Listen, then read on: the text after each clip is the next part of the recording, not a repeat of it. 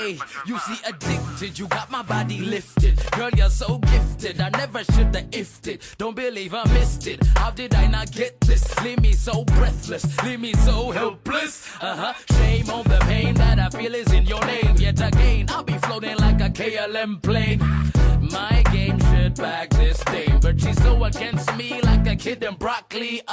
Sorry, let me speak properly, but she bought to the bone, so she ought to know me.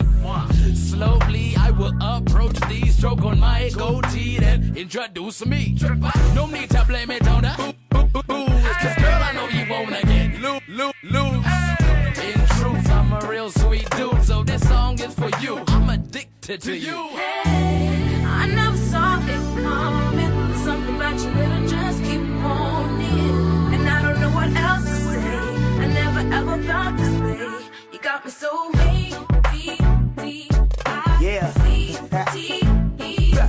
Young Cass, there go. Guess my pretty lady, yeah, you drive me crazy. Like I'm blindfolded, high rolling in a Mercedes. In one word, baby girl, you're amazing. Yeah, you got me sprung, baby, can I have you daily? Want you by my side, baby, if I had a wish. Always need you there to give me a little kiss. From day one, I knew it would be like this. I'm loving your swagger, baby, you so glamorous.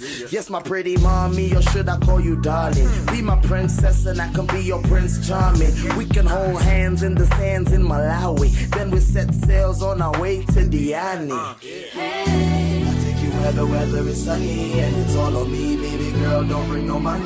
I got a chef if you ever feel hungry. Breakfast in bed, eyes red, late in the morning. Cass, I never saw it coming. Something about you that'll just keep on it. And I don't know what else to say. I never ever felt this way. You got me so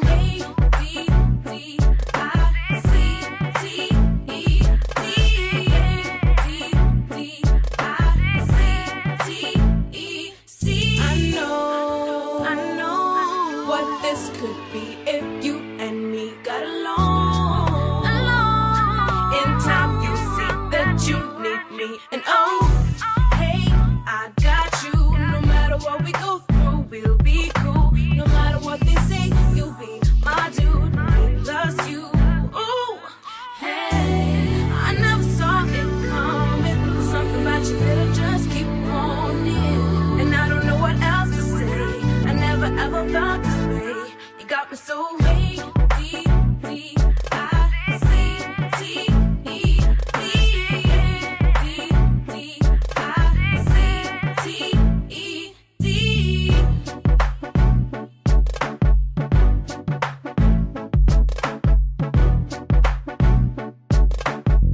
From sunrise to sunset, all day and night. Our radio.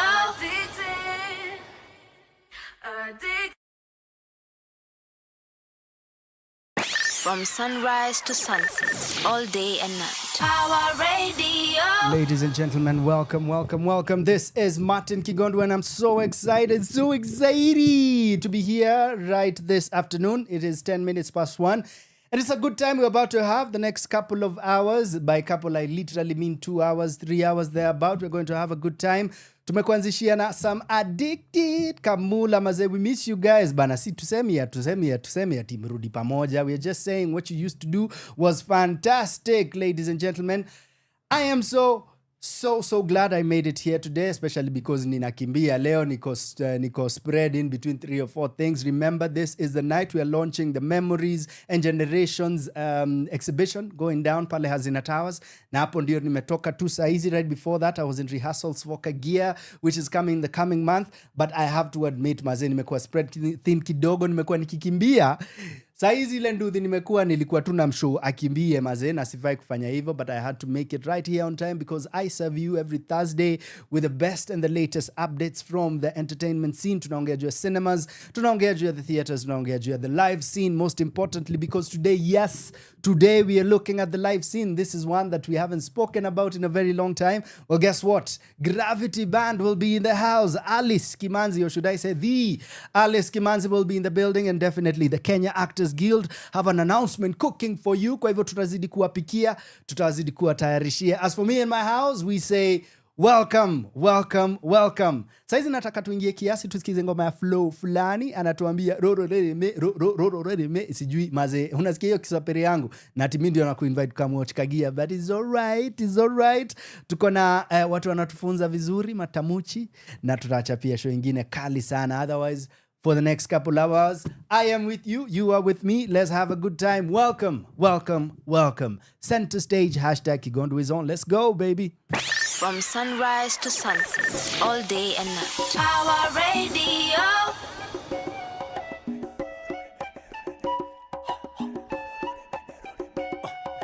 Konyonia korap koko nota kuonia kiogo yogo dhabira konyonia tegocibanga nota kuonia guru neti kwambura kinyokiirie gacira getumike maundu makwa kwanjere ukugacira nejo yate wake no huno kawane ndaicira mati wate gaciringi gakwa karimo-ine ene kwagathire irine kwagathire ingithoma kiakoma ni kwenda thayo ndakoma ni hoyaga manangona bangite ate gutobora muoyo wako teko neno thogora nyamba ciuge ndimunoti jambia kiuga ndimunoti maito neo erire ndagia na muhothi ndamamundia kiriri befapa neo edemo moti Rore mene mata ne mantra ne sigo sioke sieko nasio nesio orugare motorire rore mene ronene rore mene roreme todo rore mene rorene Queria que a merireria dico se homa na merireria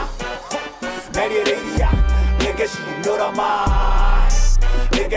the man Roro menero nene Roro me Todo roro menero nene Queria que a merireria dico se homa na merireria nigga she know the man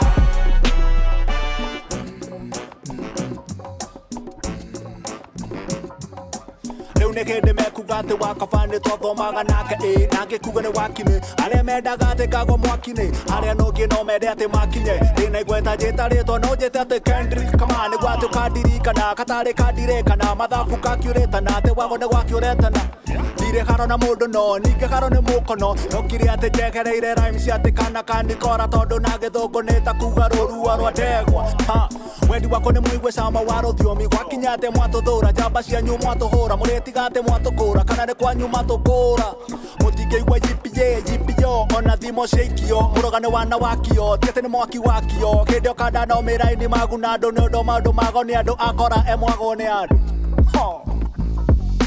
roro menero nene roro menero me todo roro menero nene Queria que a merireria dico se homa na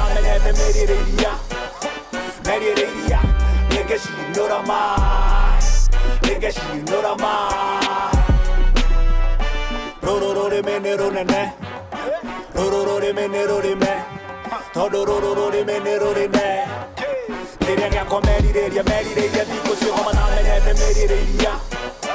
merireria nigga she know the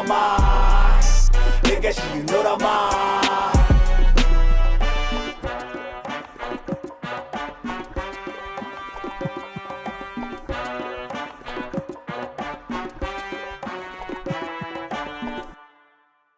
From sunrise to sunset, all day and night. Our radio. Na vultures na wapa vitu umwaka tamshimata ni kubaya mwaka mpya mambo mapya okay bapeti balobaki tro oyeza makamosika tozana système ya kumfu ukobo bombagosha arake mwana bucha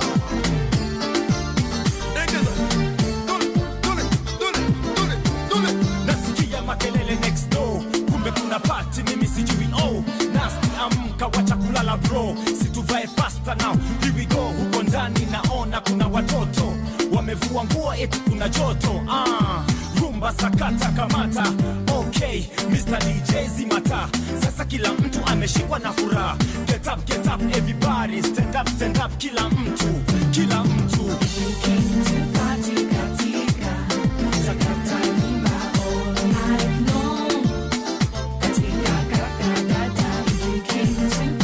Katika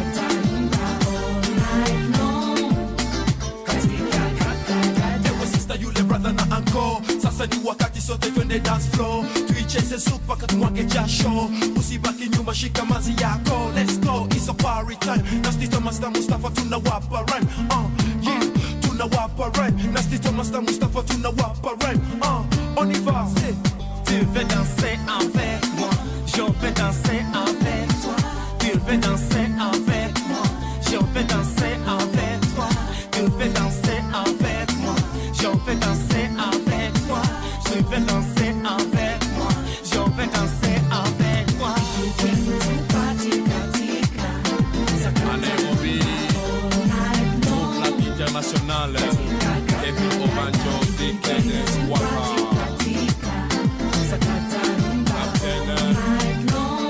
Kamunge Katembera Bizisu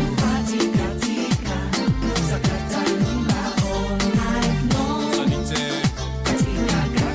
Mr. Tito Katia Florida International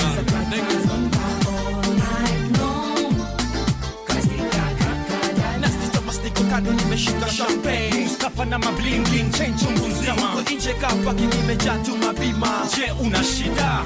Una shida? Nikicheki Rolex yangu inaniambia saa 9. Sibuti nilibuy the rock ngiri 9. Perfume zinatupa, Mbele zinawaka. sasa kutaka Carnivore DJ Babs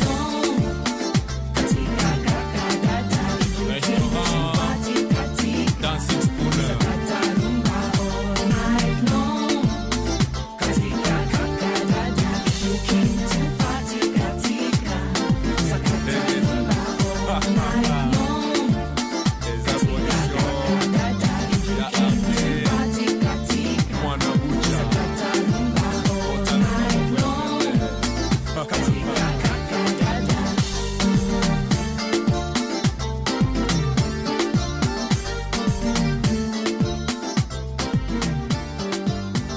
From sunrise to sunset, all day and night. Our radio. So how else will you know it's a Thursday if I don't play you the throwbacks, Maze? You know how we do right here on Center Stage, baby. Ladies and gentlemen, welcome. I'm all settled in right now. Kileleo sina ni something to chew on. Nitaitafuta tu ni vile tu producer yoni angalia every time I put something in my mouth. Like, for real, for real. Professional much? Well, today I'll try. Kwanza joyo story. Big up Sharon, asante sana kwa chakula. Ameniandalia chakula nikiwa pale rehearsal. So I think I'm good for the day. Kile tunahitaji ni tumaji kidogo kidogo, ni vile social media, what's her name? Ayuko kwa hao leo. So hata niletea kakahawa hivi. I'll have to do it myself. Unajua. Anyway, this is about me and my energy. I'll get some coffee at some point. Speaking of which, ndio huyu. Nilikuwa nasema tu ataniletea kakahawa na chocolate, wink wink. But tumechangamka most especially because our guest is in studio. I'll introduce you to the superstar not too long from now. In fact, in the next, let's say 5-6 minutes after tumechezea ngoma kadhaa. So how you doing? You remember our hashtag Center Stage KE, hashtag Kigondu is on. Today we don't have a question of the day because guess what? Today will be my last show in a while. I'm going to take a break. Maze vile tu nimewambia hapo hivi, nimekuwa nikikimbia just juggling between 10, 3, 4, 5, 7, 60, 98 different things. And at times, maze, mtu unafeel uko so spread thin, hadi uko, I don't know if I'll give the best in everything that I do. So guess what? So that I can give you a good time every time we're together, I'll have to take a break for just a couple of weeks. I'll have to patane pale Dube because Flozz, our producer, will be doing the Lucky Dube concert in memory of the man, the myth, the legend. Then after that, tutakuja na nitakuwa back in studio for the last quarter of the year. Speaking of the last quarter of the year, how has your year been so far? What are you up to? What was the last movie you went to? You know, on Center Stage, we always focus on this. We are asking, what was the last play you watched? Have you been to the theaters of late? Have you seen a musical? Have you seen a straight play? Have you seen a comedy? Whatever type of show you've watched, let me know. Hashtag Center Stage KE. Speaking of the theaters, have you gone to the cinemas? Which is the last movie you watched? Will you watch F1 eventually? Will you watch Sinners eventually? Do you watch any of these big blockbuster films that have been out this last couple of months? In fact, this has to be one of the best years for cinemas in quite a while. Hata ikiwa hatujarudi like in the type of cinema we were making in the 70s and the 80s. I don't know why I say we, mostly Americans and the Japanese for real. But yeah, the type of filmmaking that was done in the 70s, 80s, 90s. 90s 2000s hapo ndio Tarantino sema filamu ilianza kuharibika, but whatever, enough about that. Guess what? TIFF happened recently. A couple of nights ago we had the Emmys. A lot of winners. We'll be talking about them as the show goes on. In fact, we have the youngest Emmy winner in the history of the awards. Ametoka pale Bweesh, ametoka Bween, isn't it? Ama wanasemaje? Yeah, will you give me some more? Well, he gave his speech. It was fantastic, and they ended up getting a good number of awards. But they weren't the most awarded show. What am I talking about? I'm talking about Adolescent. Have you watched it? Are you a fan of British style of TV making?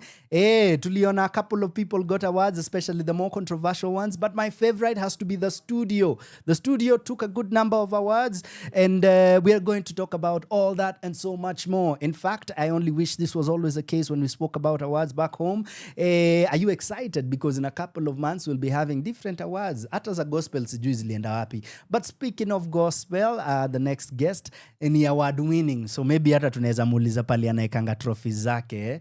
So ladies and gentlemen, that's it for my intro. Saizi we are all warmed up. Feel at home. If you're watching this while you're at work, I hope saizi umeweka earphones. Mdosi asikuangalie vibaya. If you're at home, weka volume high because the music is about to get lit. We're about to have a good afternoon. I'll play you 2 songs, then 1 song from the guest of the day. Then we'll continue with the convo. Ladies and gentlemen, your boy is in the building. #Kigondu is on. #center stage, baby. Twende. From sunrise to sunset, all day and night. Power Radio. Round 2. It's a Badilation Hey yo, time. But you know I have to say Badilation time. yo. Cause somebody hear me calling. Hello. Hey yo. Cause somebody hear me calling. Si complain kuka nyuma ya pickup. Nilikeja feeling God akini bless na comfortable. Vanya jaskia. Ni wrong ku Flozz. Nikisema sina itanmake sina. Nitakuwa nadanganya. Natuma please call me na confidence. Iko nini God amenipa airtime at. Hatuna cha free na charge mpaka bat. Mercedes na Vitz. Kwa traffic zote iko. Mbele ya God sote tuko hivyo.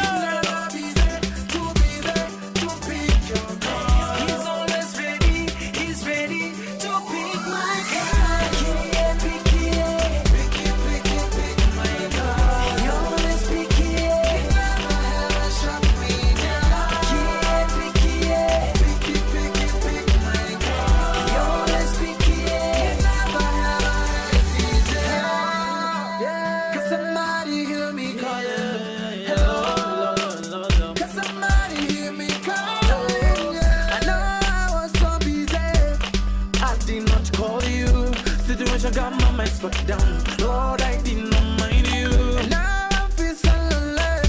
Have nobody for me. Now I'm calling you. Hope you will hear me. And now I ring on your phone. Hoping that you one day gonna answer my call.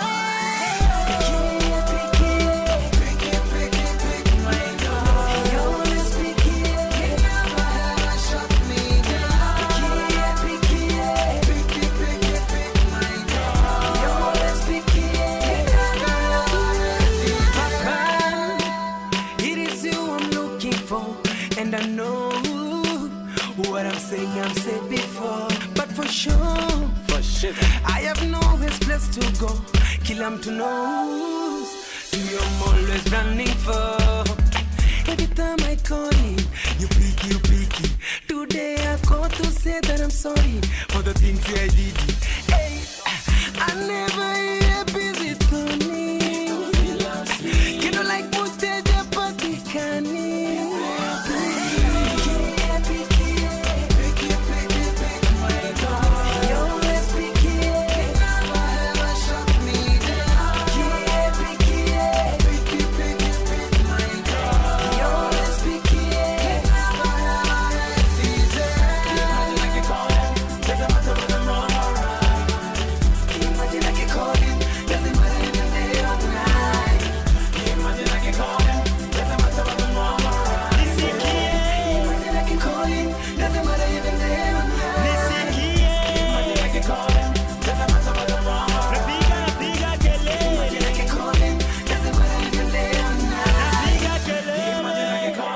Doesn't matter about the mama. Imagine I can call him, doesn't matter even day or night. Hey yo, to pick your call. He's always ready, he's ready to pick my call. Too busy to pick your call. He's always ready, he's ready to pick my call. Hey yo, hey yo, hey yo.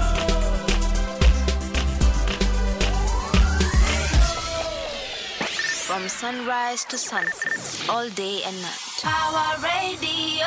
Mungu anaweza kufanya njia jangwani na mito ya maji nyikani.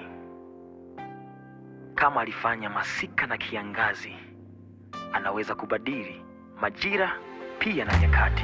Giza totoro yanizingira, miale haijanifikia, ilhali kumekucha pambazuka, imani yashuka yadidimia, amani nayo yafifia. Eloi lama sabatani. Yuko Mungu anayeweza, yuko Mungu anayetenda, mwamini yeye, mwamini yeye, hutoaibika. Giza likiwa ni zito, Bwana atawasha taa, sababu yeye ni Mungu mwenye amana. Atarejesha amani, atarejesha furaha, vilivyovipoteza kwa muda mrefu, atarejesha mara. Oh, yuko Mungu fanya miujiza, Mungu mwamini yeye, mwamini yeye, hutoaibika.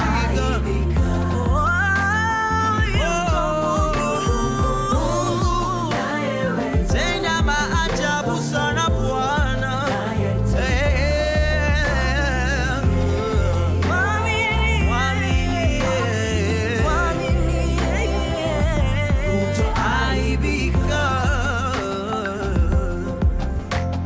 Pale ninaposhindwa, nani wa kuniwezesha? Na nikiwa vitani, nani wa kunishindia? Napokuwa mdhaifu, nani wa kunipa nguvu? Ninapotia shaka, nani wa kuniongoza? Mungu yuko, yuko Mungu, yuko Mungu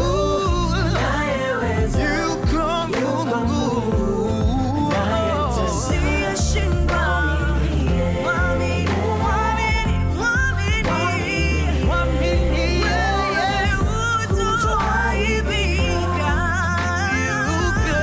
yuko Nayeweza. asiyetikisika, Asiyedanganya.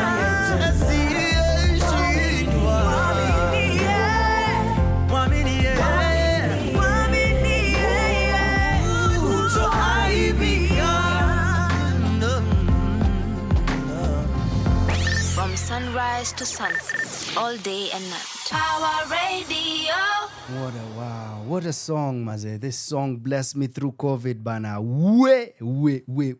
Mi nikiwa na ka testimony nitawaambia vile tu yani COVID kilifanyia wasanii ile kitu. But guess what?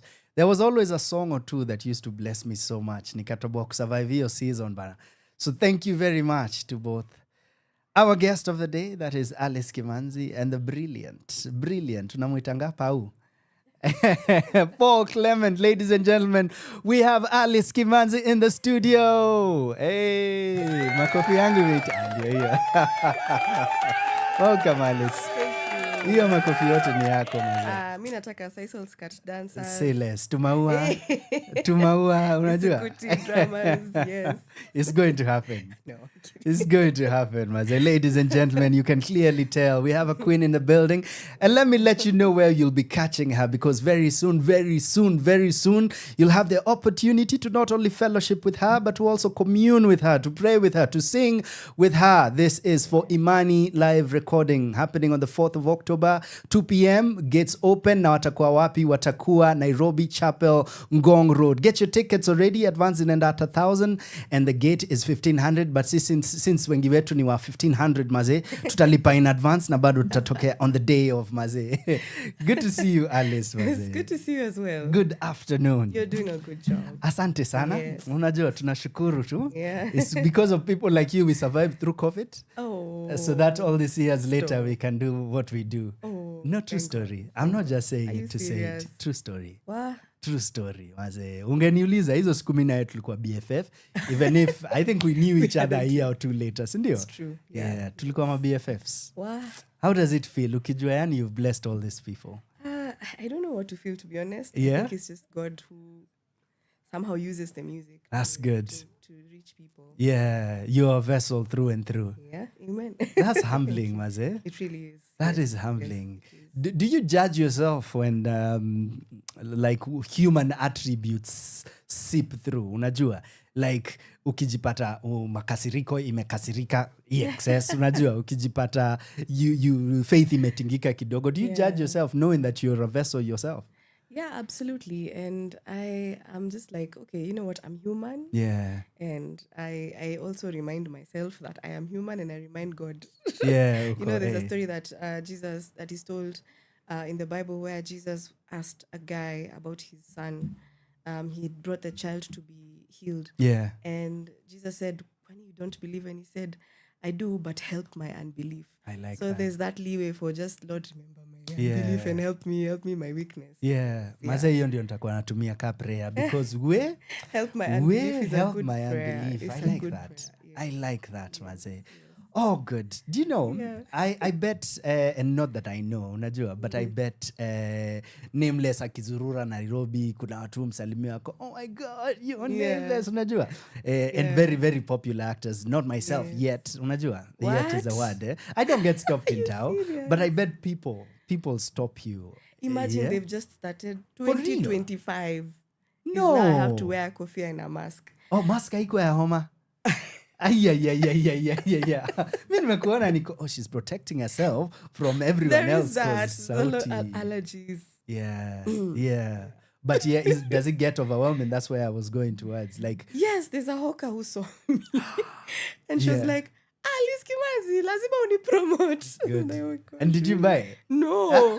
She was selling handkerchiefs. I didn't need anything at the moment. Ungemwambia Just said, ashikilie "Thank her you." unbelief. Unajua? No? Okay, sawa. That's what's up. Do you have a story of one that was too overwhelming for you? No, not really. Not really. Not really. Kenyans are, how do I say this? They will see you and they will not really Okay, they pressure won't. on you, like, Yeah. Maybe for bigger artists. Okay. But for me, they see me. What do you mean? You're a they big see, artist. They see me. Maybe Yeah. children. Okay. Children will make a big deal. Yeah. But adults, there's a way they just, Wako, they acknowledge you like kindani. Yeah. Mi ningekuona na sikujui. Ninge scream.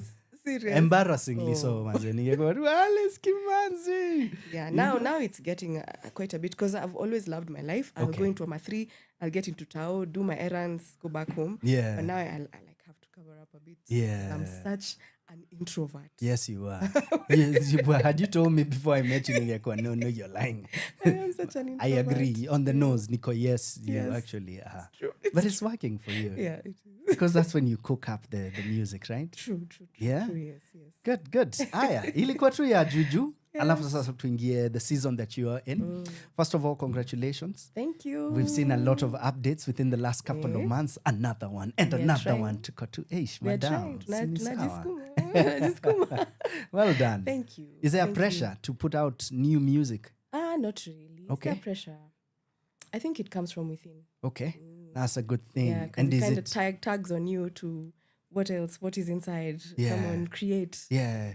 Is that a season? Are there seasons you feel there's a drought somewhere? Absolutely, yes, yes. There are seasons where whatever you try, there's no song, there's nothing.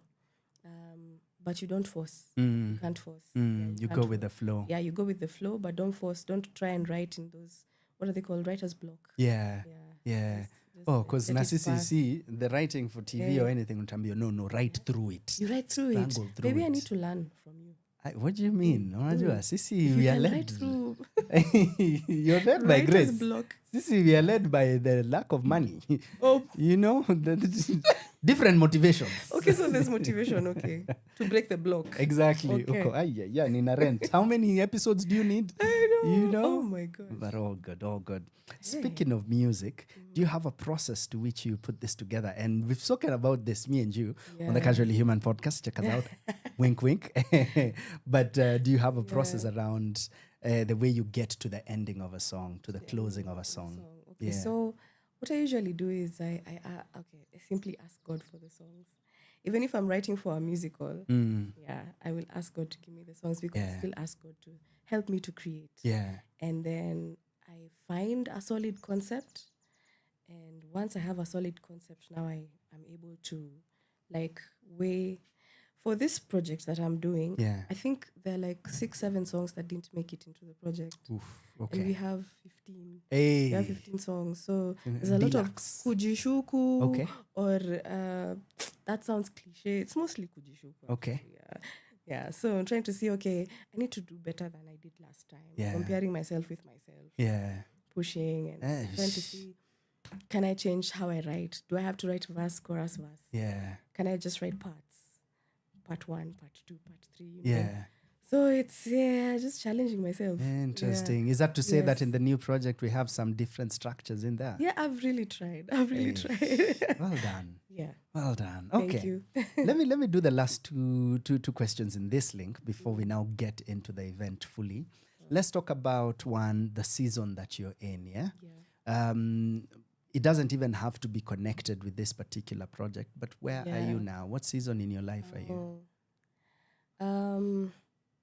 I think I'm in a creative season. Okay. And I don't know how to remove it from the project. Because every time I wake up, I'm just thinking about the project. Yeah. But it's up and down. Okay. Very, very good ups because I am creating relationship with this team that I've been with for the last few months. And I'm going to have such serious separation anxiety after the 4th because I'm so used to them. I love their vibe. I love their silly jokes. Yeah. But the downs are the backstops with you. And you have to make right decisions. You have to treat people with kindness. And you have to also dealing with people is hard. Yeah. Leading people is hard. Yeah. So it's just, I feel like my character is being stretched. You're being stretched. I'm really being stretched. Financially also, Yeah. it's not easy to put together. Speak on it. Maze. Way. You reach out to sponsors, they string you along until the end. It's just okay, Jesus, it's me and you. People buy tickets, guys. Yeah. to support us. Yes, J Story buy tickets now. It's only 1,000 bob. Yes. Yeah, so it's ups and lows, and also just sometimes what you need to do is just look back and be thankful. You can look ahead and think, wow, how am I going to scale this mountain? But if you just look over your shoulder, where you've come from, there's a time I didn't even have one song. Yeah. And now we are eliminating songs, you know. So when you look back, you're like, okay, there's a lot to be thankful for. That's good. Yeah. That's, unajua nini? Mungu yupo. Amen. Hey. Haya. Better Last, preach. Yes. Last but not least, why Imani? Why? Are you ready for that? Go in. Oh my Jump gosh. in there. Yeah. I'm sorry if I get super spiritual on this, but for it. I had a dream. I was praying and asking God if I should do it because He has to sponsor it. Yes, and He has to give me the songs. and he's my father. So I had a dream, and in the dream I was on a giant paper plane, and I was just seeing the scenes and flying and cruising and just enjoying. And then the paper plane turned into a helicopter, and it's still made of paper, but it was kind of coming apart because I'm like trying to fix it. And all of a sudden, it became an aeroplane, and I just felt shalom, peace. And then I heard a big voice say that you're going to do the concert by faith. So I didn't pay much mind to it. I don't know why. I wrote down the dream, and I figured, okay, he's just speaking about, just encouraging me to have faith that I can do it. But every song that I got was just leading to faith, faith, faith. Everything was just going into faith. And so I wrote it down on my songbook. The back, I wrote Imani Live 2025. And this was in May. So Paul Clement is a good friend of mine, and he was around. So I asked him, bro, can we take like a couple of days? You help me sift through the songs that I have so far. And then he sifted through the songs. He's helping me, especially with the Swahili. And then that part. He's like, unasema nini? Then I told him, why don't you help me conceptualize a song? I've conceptualized this once. Conceptualize a song. Give me even if it's a chorus. So the next day I went to him. He started singing, Imani kama chembe ya haladali. I'm like, what in the world is chembe ya haladali? Like, that's a mustard seed. Hi. I didn't even tell him. I went home, I got on my knees and I said, thank you, God, for the confirmation. So that's where Imani Life came from. Hey. And is it a project by itself? Yes. Yes, it is. So it's not just like you'll put it out as a Imani Live album. Yes.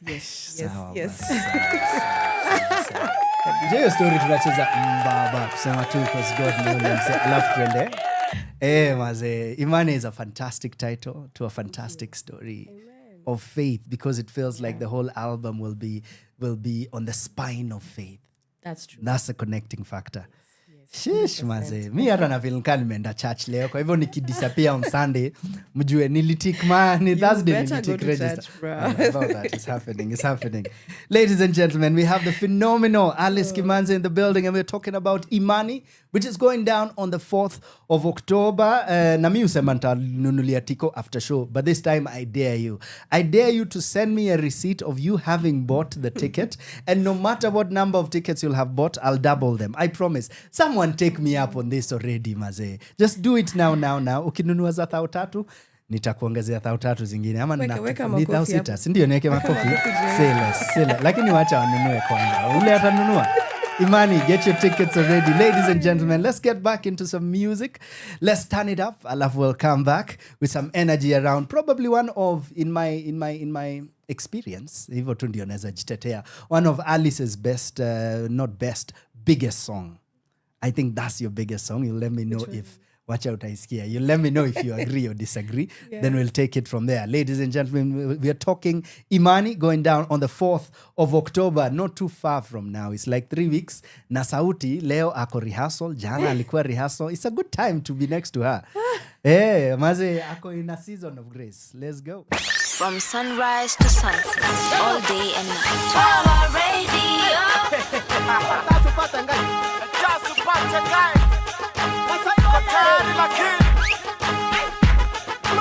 Sounds of Arena. Hey, Chris on the beat. Hey, the night.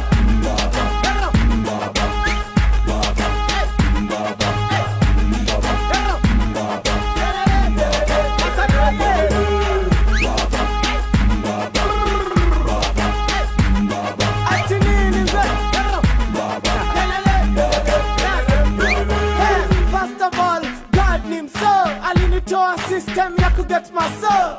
Anyway, saa niko free, another good reason ya kuimba baba.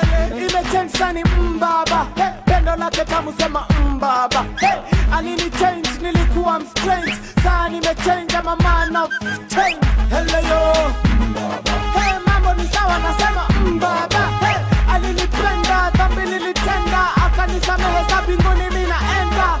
Ikitaka yes, penda pesa mina yes. Hey, Mungu wa kutaka, yes. Hey, kuja kwake ya kufanya ji, yes. Twende. Ati nini mzee?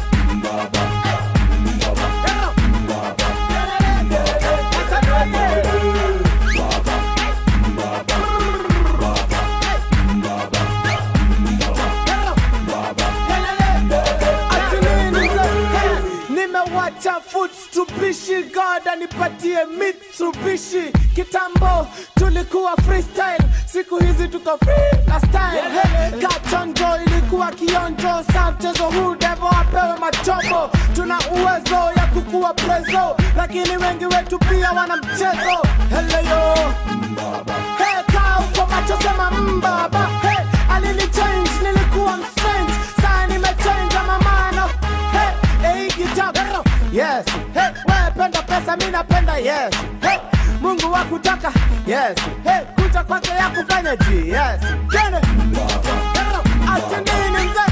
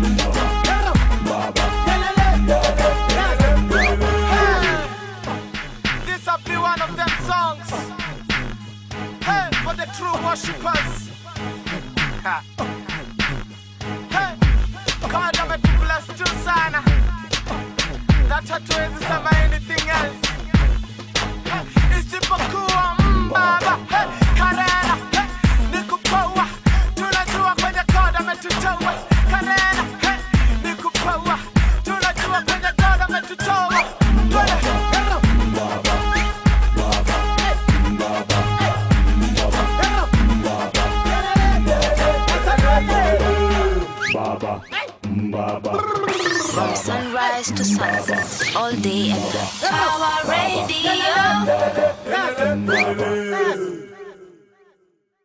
From sunrise to sunset, all day and night. Our radio. Usingizi kanitoroka, moyoni nakesha ngoma, kwa subira nimengoja, penzi hili la thamana. Tangu tulipokutana, nafsi zetu kapatana, ndani mbali tumetoka, tangu kuchumbiana. Siku yetu imefika, hakuna tayezuia, ajalie Maulana, pete tutapishana. Mie, nimeshapatikana na yule mume wa mapenzi shanienzi. Mie, milele nishazama, sinitafute kule kwa mabinti nishahama. Angalia ishara, tazama ishara, angalia ishara, mimi shahama. Angalia ishara, tazama ishara, angalia ishara, mimi shazama.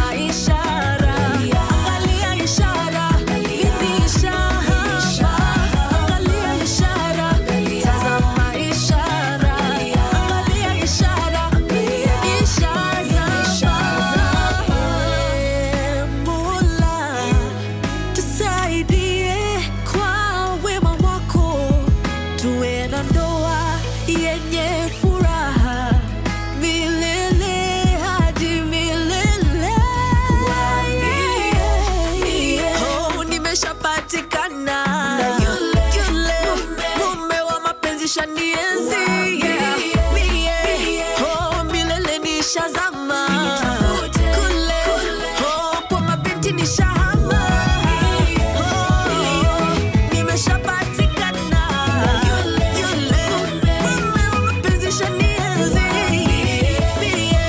oh, milele nishazama kule, kwa mabinti nishahama.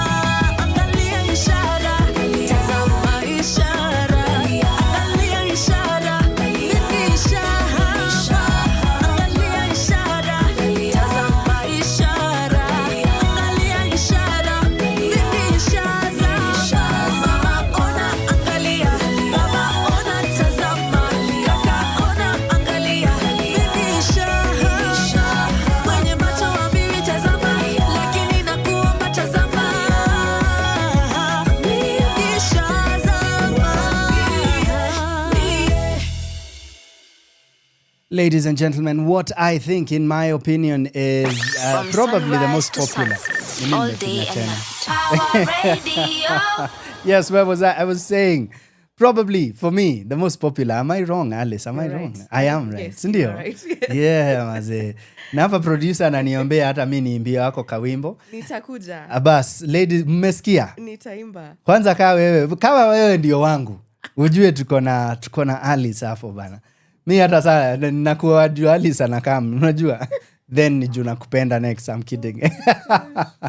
Oh, good. Ladies and gents, maze. We have Alice Kimanzi in the building, and we were talking about, oh yeah, I was about to read the details of. We were talking about the 4th of October happening at Nairobi Chapel. Doors zinafunguliwa saa ngapi, Alice? 2 p.m. 2 Yes, p.m. 2 So it's a good one. It's a long one. 2 p.m. there will be a DJ. Okay. It will not just be to sit and do nothing. It's not There'll your be regular. food vendors. Yeah, so you're welcome. If you're coming from church, from rehearsal, there will be food. You can buy fries or whatever you want. Yeah. Yes. Good. And you can come with like kids. Everyone Kids, is invited. 12 and below is free. Okay. Yeah. they're 12 most and below welcome. is free. That's what's up. I like Yeah. that. I Yes. like that. 4th of October is a good weekend. This is a good weekend. Ndio alasi weekend ya school fees. Unajua bas. weekend ya school fees mtu yuko hawa kanyagi mahali. 4th of really. October is a good Yeah, weekend. Thank you. Aya, Yes, let's take it again. So Nairobi Chapel, Ngong Road, advance is 1,000 shillings. At the gate ni 1,500 shillings, maze. Hey, in fact, I dare you to buy the 1,500 now. But where do we buy these tickets, Alice? At mymook.com. Mymook.com. Yeah, when you go to mymook, just search for Imani and you're good to go.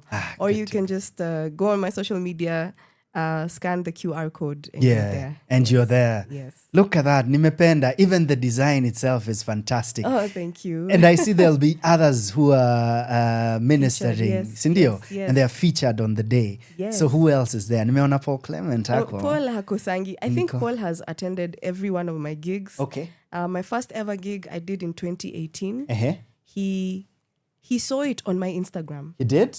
Yes, and he requested the church that was inviting him to Kenya to bring him the day before, the Saturday instead of the Sunday. Yeah. And so he came on the Saturday and he showed up while I'm ministering. See, I forgot the lyrics. of We had to course. redo because we were recording.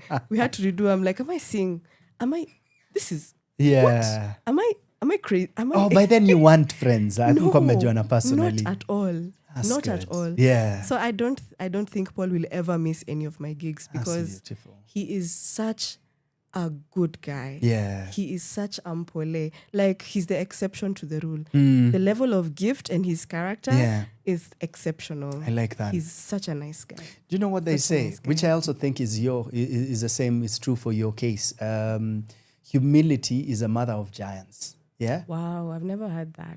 Pretty dope, right? Yes. Yeah. And it makes sense Wow. if he is so, because He I see you in is. the same light, He's a- Mazi. What? Oh True my story. gosh. He's like a lion. When he gets on that microphone, Yeah. and then when he gets off stage, he's just a brother, Yeah. know, my small brother.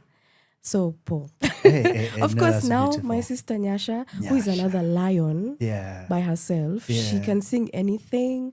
She's just amazing. She's just fantastic. an amazing person. Yeah. And of course, she's very gifted. Then I have Andrew. Okay. Andrew Ngelelo is the guy I did Huru with. Free. He's also such an easy person to work with. Yeah. I have a new guy called Noel Maestro. I actually just met him because of this project. Okay. I've seen him online, but now I'm experiencing him. He's something else. Mkamejuana He's difficult to describe. Oh my gosh. He's an enigma. He's an enigma, to be honest. He's very gifted. But when he gets on that stage, it's like you don't know what to expect. You don't know what to expect. And of course, Victor Maestro, who's also from Agape Gospel Band. He's become a good friend of mine. So I don't collaborate with people that I don't know. Which speaks into like the DMs that I get. Can I do a song with you? People call me Auntie Alice. Can I do a song with you, Auntie Alice? I'm like, eventually, let's get to know each other. Yeah. So all these people that are on my posters are my friends. I like that. Yes, I like that because even by then, you're not only standing there beside them as a fellow musician, but deep down, kuna a connection and a chemistry of friendship. Exactly. Chemistry is important. Yeah. Yes. I like that, yes, Maze. yes. So rehearsals zinakupelekaje so far? Rehearsals have been amazing. Yeah. Like I said, I'm going to have separation anxiety. The connection really is insane. These people are so gifted. Oh my goodness. Yeah. Sometimes it's just like, why aren't you guys doing the live recordings? I will come and back you up. And of course, the band, I've kind of maintained the same band throughout. Yeah. And I love them. Those are my brothers. I like that. So the rehearsals are very enjoyable. I enjoy seeing people creating and coming up with ideas. Sometimes we are like, what do we do? What do we play here? What do we, like, we need an interlude. Who's going to play what? Then someone will have an idea and they build on that. Yeah. And I feel like it's like magic to me, just seeing people create and come up with things. And then when they come together and everything comes together, you're just like, wow, this was such a simple song. How is it sounding so good? How did you guys do that? No, show me. Show me you're working. Yeah. So I'm enjoying the rehearsals. Oh man, 2 I more like weeks that. of rehearsals and then it's kwaheri. Nimeona hata umeanza kusema kwaheri na kauchungu huko. Do we have to? You know you don't have to. How about you do them like plays? You run them the whole weekend. Ama mtapoteza masauti. Ni pesa tu, by the way. Oh yeah? Say less. Say less. Mungu amesikia. Amesikia. Yes. Yeah, good. Then still around the rehearsals, yeah? What's the... And maybe you answered it in a way, but let's make it as particular as possible. Yeah. Okay. What's the most interesting discovery you've made about yourself, ama about the band, ama the team around you so far? Yeah. Most interesting is creating together. Okay. Yes. Okay. Because even with the songs, I didn't just present the songs to the band before running them through Nyasha and Paul. I feel like there's a lot of strength that is attained from other people. Don't do it by yourself. You're not an island. You create better with other people's involvement. Yeah. Most interesting, I think, is that. It could be that. Yeah. Okay. Yes, Sawa basi. But I'm sure we have dances in there. Nimeona kwa socials mkinini tu niko. We have to dance. It's about to go down. We have to. That's good. That's good. I really enjoy praise songs. Yeah. I really do. Yes. Yeah. Is there a way the show has been segmented? Absolutely.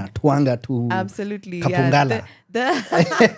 The graph of the show is like mid-tempo, slow to up. Okay. Tempo, yeah. So we close on a high. We are closing on a high. Good. Yes. Nikiingia pale saa 8, I buy some food. I listen to the good music. Yes. At some point you guys get on stage. Sindio? Yes. Around what time do you think we'll be closing?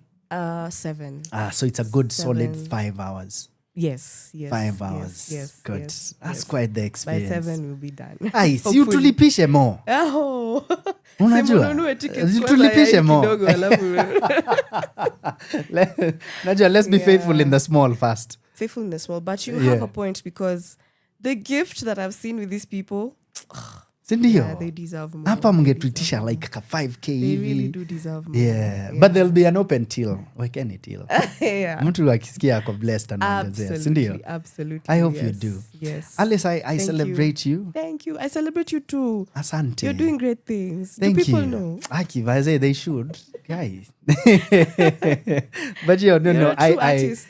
Asante sana. Yeah. I celebrate you a lot. Thank you. I am in awe of your gift. You're Thank very you. skilled. I've had you write for musicals that I've been Thank in. you, yes. Na niko, ama nishike hizi lines hata mi niimbe. Oh. But najua how it makes the singers sing. Wako, we fanya kazi yako, si tutafanya yetu. as you know. But I think you're fantastic. Thank you. With the songwriting, with the gift that you have, even just in your personality. Thank you. I see the effect that you have around the people around you and your leadership. Na najua mimi sijakuwa hapo mimi mwenye Martin hizo drums unagonga na nguvu. Haujaniambia hivyo, but I've been in spaces where I've witnessed that and I think you're really good. You're good for my self-esteem. Say less. Yeah. Wewe ukisikia hivi tu unanitumia motivational say less. Say less. Ukisikia hivi tu si Paul Clement kila time. Mimi unanipigia. Uko Martin, tell me something. Niko Alice. No, but you will make my head grow big. Yeah. By the way, una point hapo sana. But anyway, no. In all honesty, I think you're fantastic. I will be there. Thank you so much. I will be there. I will scream about it as if niko na shares. But mi niko na shares, by the way. Asante, I can't wait to see you win and keep winning. Thank you so much. Na najua nilikuwa niulize kaswali about where you put your awards. So naweza funga na hiyo. Where do you put your awards? Kuna katrophy ama umezituma nyumbani? Hapo kwa kabati hapo chini. Okay. So they are not such a big deal. No. Okay. They are not. Okay, that doesn't matter. Not really. What matters is the souls that are absolutely. Yes. Convicted to see the light. Absolutely. Keep doing what you do. Thank you. Ladies and gentlemen, at 2:00 I will be there. Mimi ndio nafungua gate. Usiponiona jua niko ndani already. Tutakuwa pale Nairobi Chapel, Ngong Road. A lot of parking. In fact, nimeona wamefungua gate ingine. Kuna a lot of true story. How do you even know? No, because nimeshinda hapo Mnet. Kuna kitu tulikuwa na shoot. Your story, check out Kware. Check out really cool show. But anyway, tuende back. Hapa wameongeza space. Yes. Or at least so watu waende huko. Parking iko, a lot of water in the space. You can buy food, a lot of food in the space. Fantastic musicians. But the cream de la cream is Alice Kimanzi, the queen of the moment. Imani is a place to be for this particular live recording. Asante sana. Thank you. Well done. Any last words kabla tuendelee? Any last words? Buy your tickets. Yeah, buy your tickets. MyMook. MyMook.com. Good. Yes. Thank you very much, Alice. Wacha tuingie kwa mziki wako mwingine. Then call it an afternoon. Thank you so much for coming. My pleasure. I've made it. I've made it. Maze mom me by the way, Shamik. Niko na Alice Kimanzi in the studio. Asante sana. I could keep going for a minute. From sunrise to sunset, all day and night. Our radio.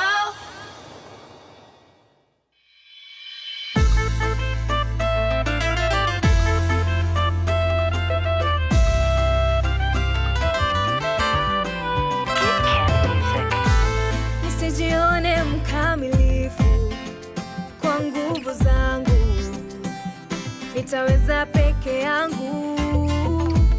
Nisiamini hekima yangu, juhudi zangu, nikutazamie Mungu. Watakaonisikia wakinishangilia, niwaelekeze kwako. Watakaonifuata nikikufuata, tuje kwako. Na chochote kile kitaenda sawa, sio mimi wewe, ujulikane na popote pale kitaenda baba, sio mimi wewe, ujulikane.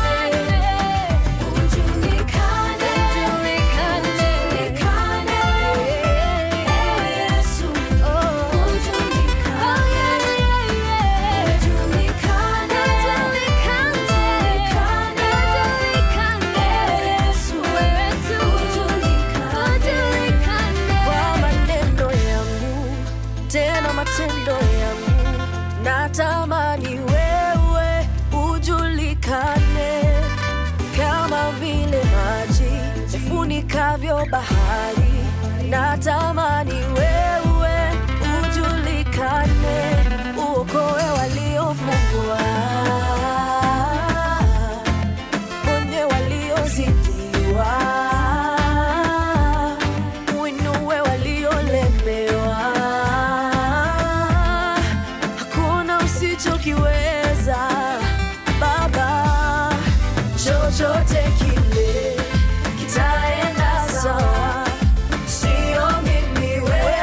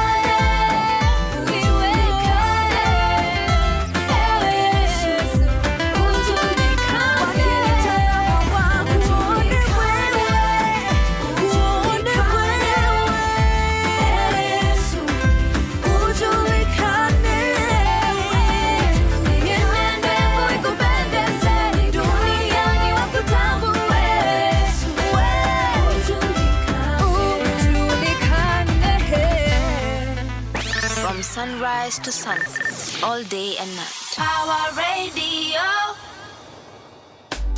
From sunrise to sunset, all day and night. Power Radio.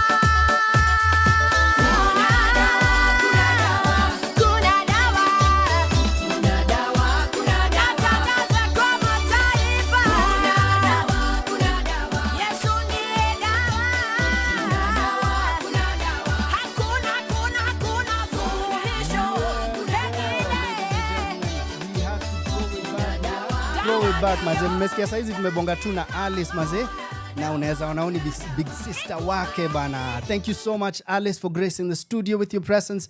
Tumefurahia sana na tutakuwa hapo live performance, live recording going down on the 4th of October toka saa 8 na itakuwa pale Nairobi Chapel Ngong Road. Go check her out maze.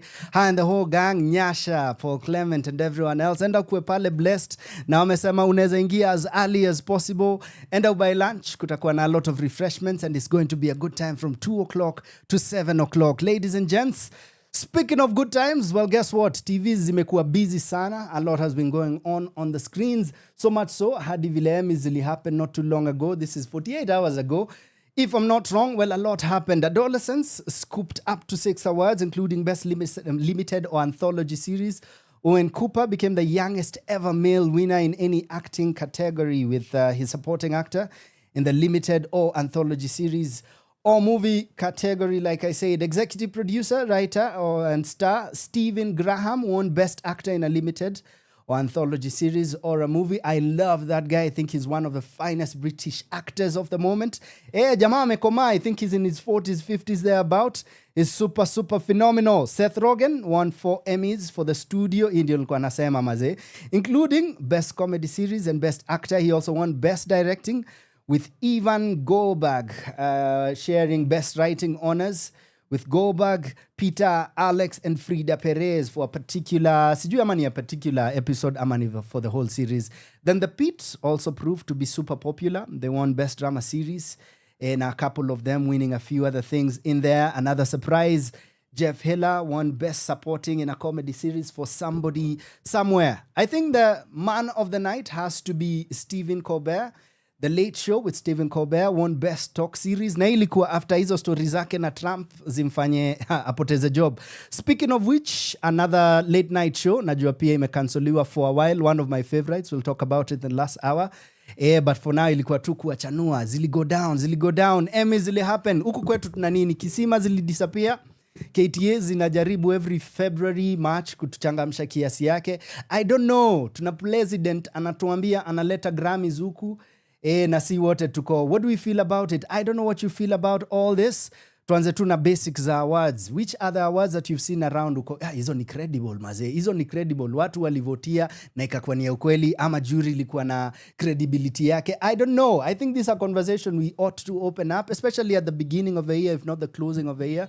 Ndio tukiingia new season of new albums and new music. Tuko tunajua ama zinaweza tusaidia. I think they actually do help. I think they help in terms of sales and publicity and so on. But in terms of actual input, if you come to the actual money making, I honestly think the guys who have it right are the guys who are out on the road doing as many shows as possible. Speaking of shows being done and as many as possible, I have a phenomenal band in the building. Na utakamkuwa juu anajua umeona kwa poster na tumekuambia gang yote iko ndani ya nyumba. Well, they'll tell us more. They have something cooking. They're celebrating years of doing this, maze. Na si kama mafans tumekubali. Tukawa ni wale wabaya, maze. Gravitti band will be in the building. In fact, sijui mbona naisema nika ina happen a few hours from now. They are in the building already, maze. They are in the building already, yeah. So we are warming up the seats for now. We're about to open our mouths and engage you for now. Si turudi kwa mziki kidogo, alafu just after this one song, we are having a conversation with both Okinda and Matthew. Let's go.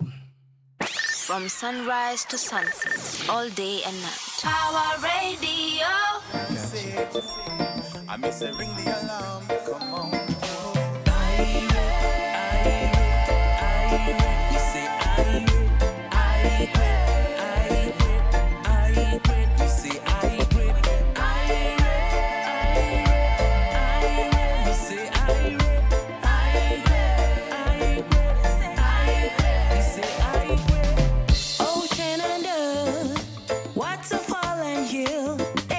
Tingling, dancing within me. I'm on another level. I'm feeling like a rebel. The love will not lose today, and not on my watch. Yeah. You say I quit. You say I quit.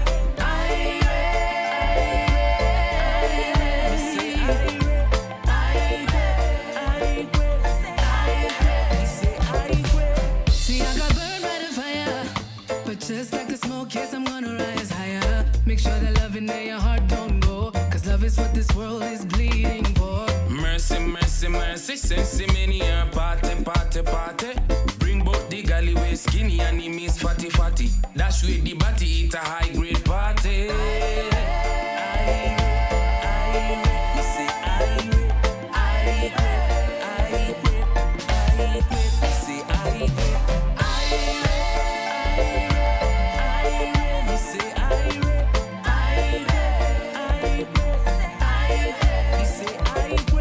So sip your liquor down slow, and if you like it, you can take it down low. You know, I never take life too serious. All of these complexities, they bind and they tear us. Good mood, and a fast and a fighting. Everything nice, me say everything nice. Say we good, good. We not fast, we not fight. Everything nice, every day we alright. So full up your cup and make we drink up. We tell them we don't want no trouble. We tell them we don't want no trouble. Yeah, yeah.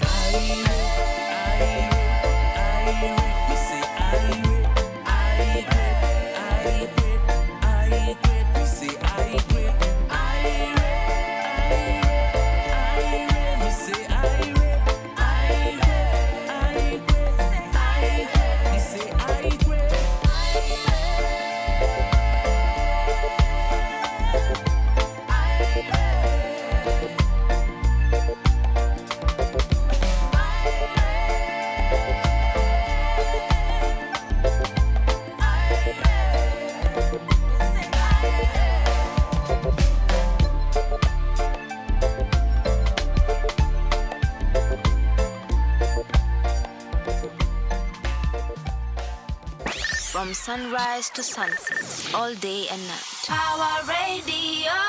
Ladies and gentlemen, Gravitti Band is in the building.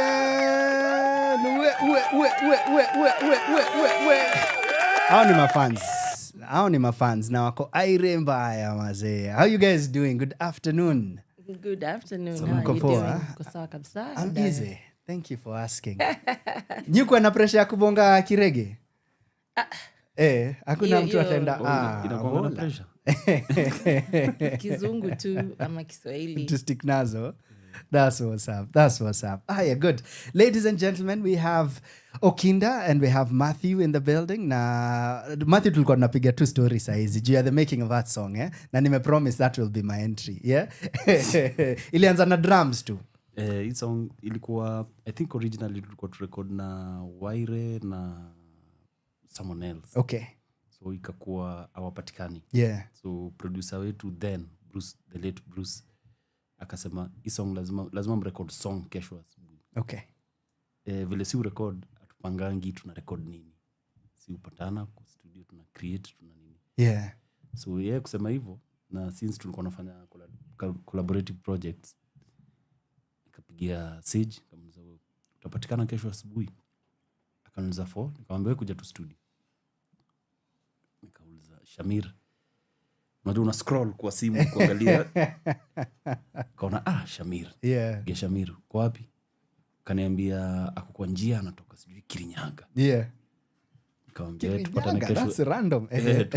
Tupatane studio. Shamir ni weird. Unaweza mpigia usikie yuko Machakos leo. Pigia after 2 days yuko Isiolo.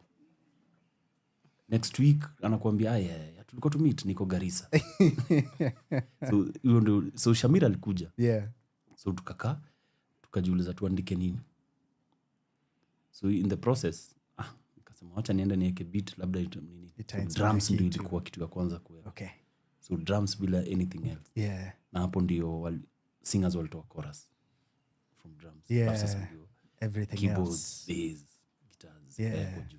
I like that, maze. That's quite the story, bana. That's quite the story. Hiyo story, sijui mnafaa mkae kwa podcast fulani mtupatie hizi riba for like 2 hours. Because I bet you have many in there. Video hii song it cost 5K.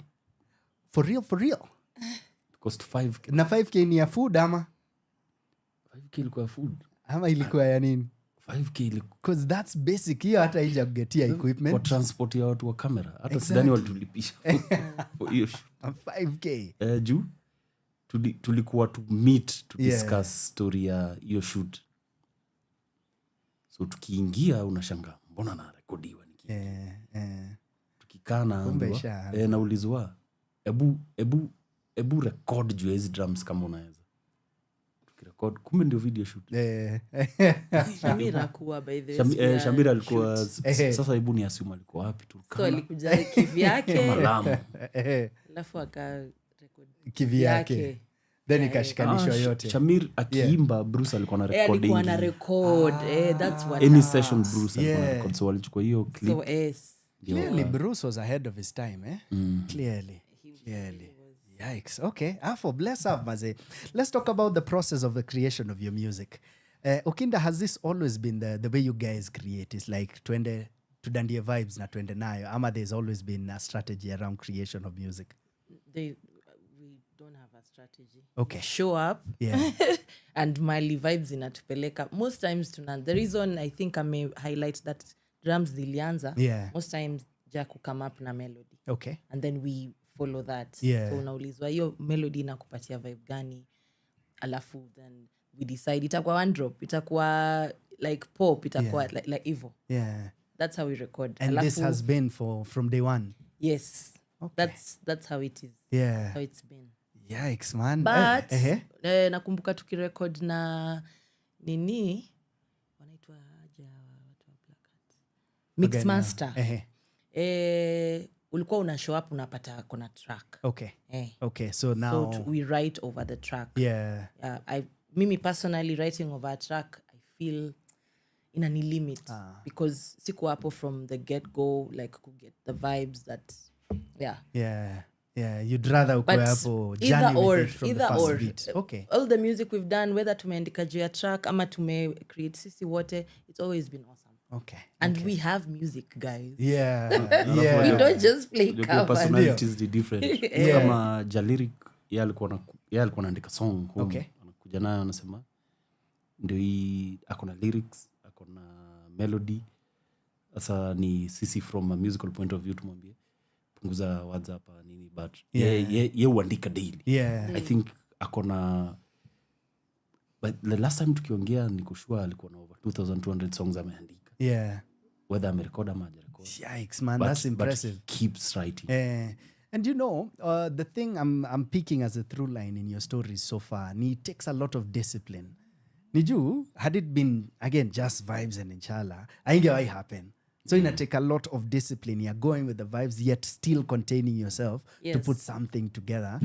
So that after a couple of months, mko, isn't your stuff to me do, na duration, maze. And here you are, 20 years later, bana. Mna filaji your story. Up until 2024. Ikiisha, tukiingia mwaka tuko na record 78. Yeah. That's impressive, man. Yeah. That is impressive. And I like that ume underline uko no we actually have songs. Ama niwe ukija yes, we have music. I know we are nitasema famous. Yeah. For playing covers yeah. And we do them amazingly but we actually have music. We actually have projects that we plan out. For example, our last project ilikuwa inaitwa Distance Over Time. Maybe Matthew ataiongelelea baadaye. Yeah. But we actually have things that we plan to do and we have music and we have good reggae music. Yeah. Yes. Yeah, nijua hapa nani producer anashinda tu ametingiza kichwa. Like yeye ni fan legit kidogo. Angeka mnatisho leo ya Gravitti kidogo tu yani. Okay. Wacha tuanze scratch. Wacha tuanze day one. How did you guys come together? Where did it begin? So tunaongea juu ya the 20. Yes, the beginnings of the kuna first 10 na kuna the next 10. Oh yeah, okay, let's take it from day one. So ile Gravitti watu wanajua ni from 2015. Okay. Which is the next 10. Yeah. But actually this is true. Even for me this is the case. Yeah, kuna beginning of all. So kuna 5 ile hatuja include juu ile ilikuwa the gospel era. Okay. We had an amazing gospel band called Heart and Soul. That's where I know you from. Yes. Yeah.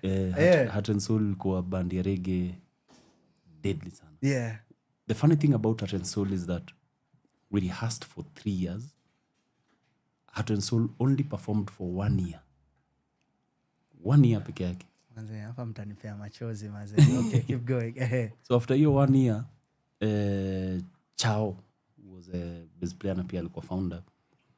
Akaamua tu aoe. So sijui kama ni shetani. Akaamua tu aoe. Sasa akamess the dynamics za group. Sasa kuna sherehe zile hatuwezi enda. Of course. Plot twist. Kuna vitu hatuwezi fanya. Yeah. Sasa ujamaa mari. Kuna vitu hatuwezi ongea. Yeah, unajua kuna hata kama tuko church kuna topics za usherati. Yeah. But sasa tuko na mtu fulani hapa hatuwezi. Yeah. So ikakuwa kuna story mingi hapa katikati but ikafika mahali kabidi to release Chao. Okay. Akureleasiwa in the best way.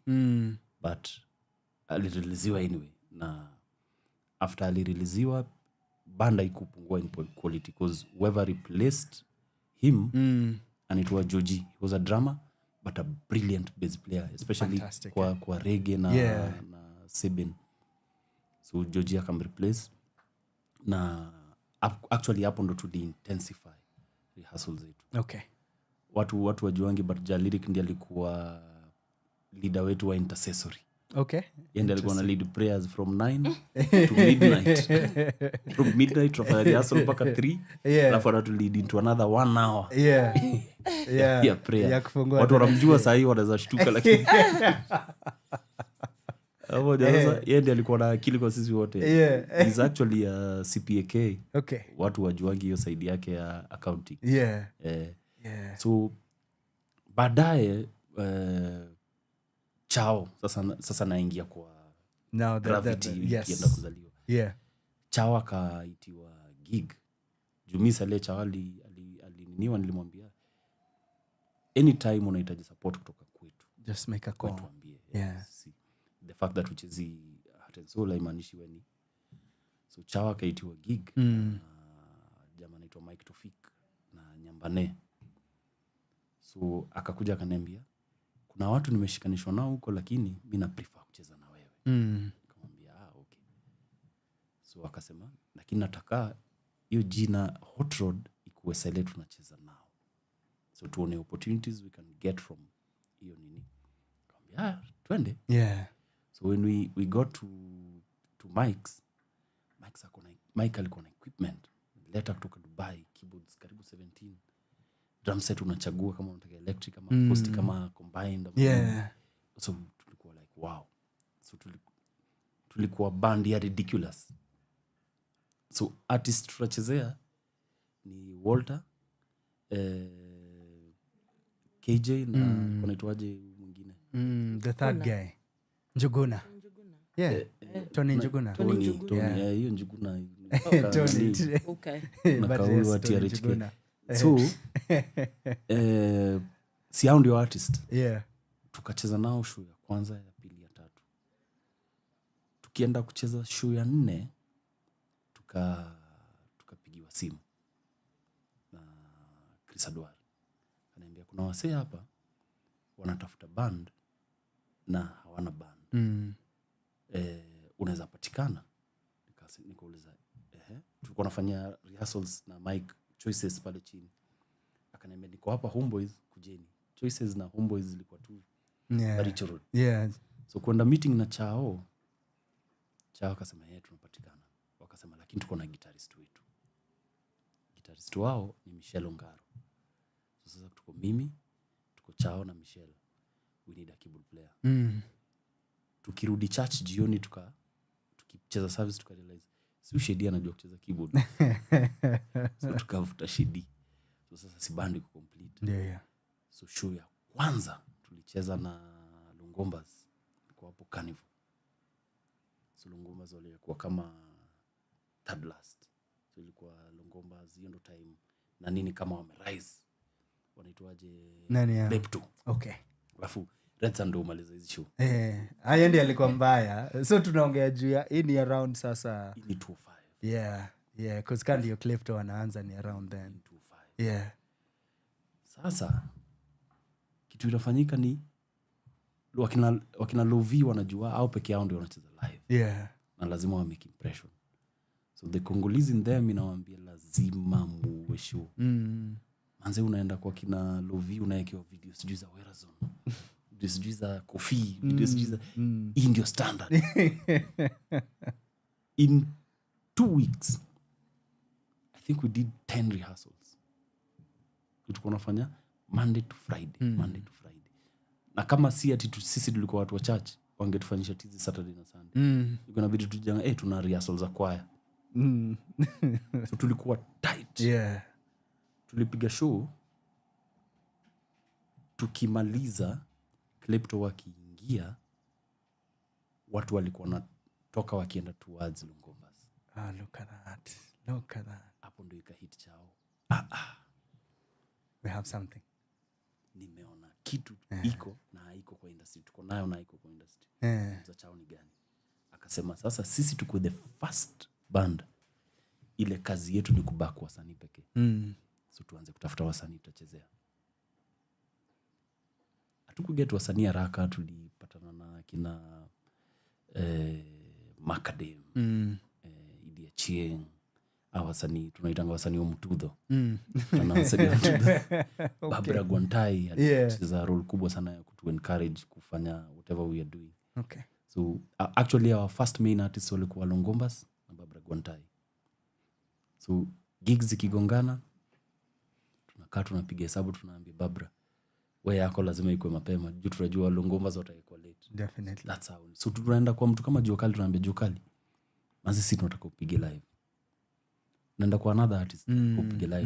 Ni kwa challenge sasa. Siwezi sema saa hii naweza ita challenge. Hiyo time ni ku-create kazi.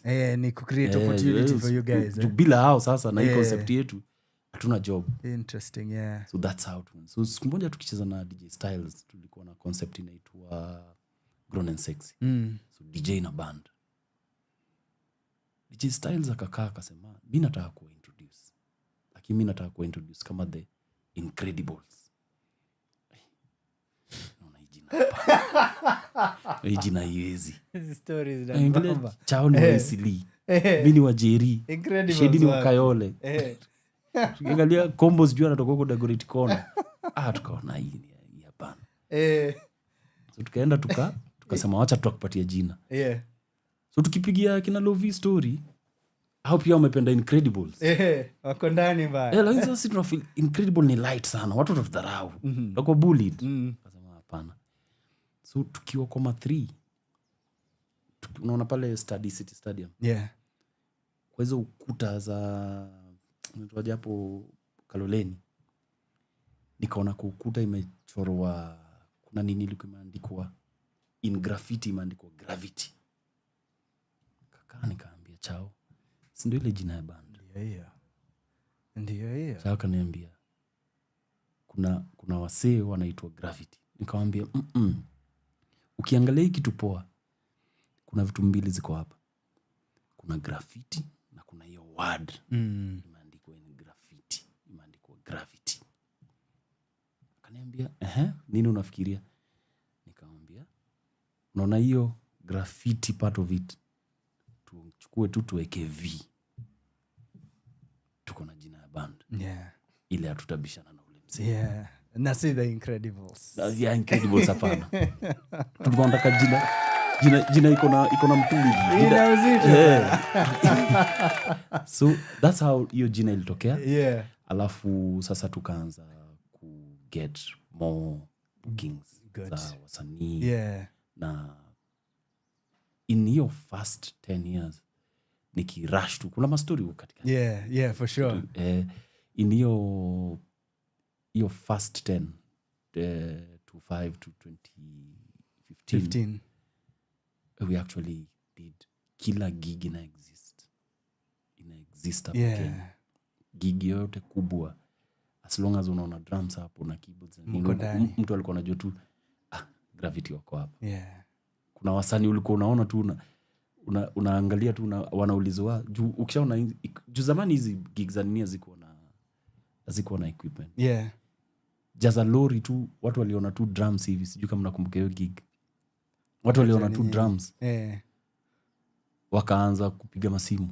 We, mnakuja hapa Nyayo Stadium. Juu wanajua hii gig si haina wasanii wa vernacular. So kama ni live ni msanii anacheza na Gravitti. So we did a lot of traveling during your era. I think we almost mimi nikipiga tu hesabu ni 71 travels. Yikes. We did over 26 different countries during that time. Na continents tulicover zote. Bro. So kando na experience, kuna exposure. Is all this documented? Nijua at this rate mnahitaji kidocumentary kienu tu yani, si ndio? Kwa hard disk hapa. No, we need to get you seated somewhere to pay story. So hiyo ni the first 10. Okay, the first 10. Wacha tutaipik sasa tukirudi in the next link from 15 to date, yeah? 15 to date. Si ndio? 15 to date na tukimbie around sasa the most exciting things in this last few years.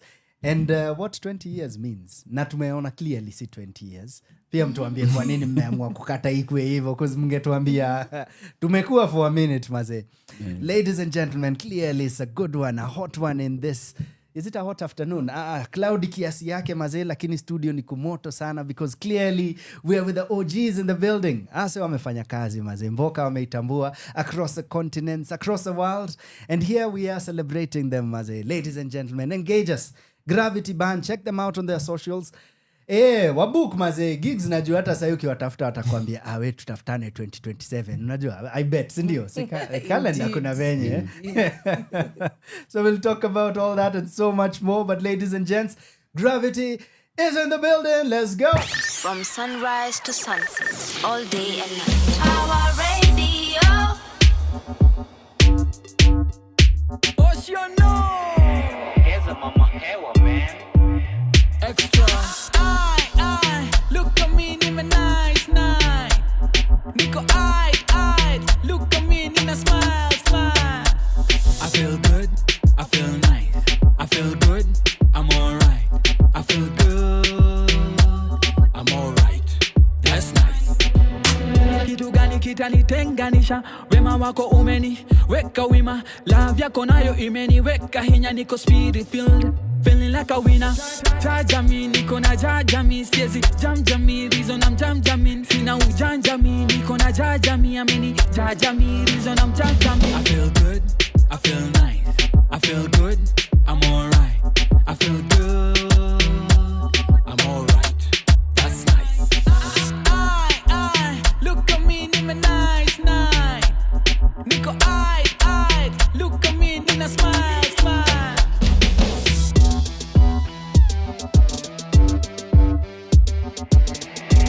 Here's a mama hewa, man.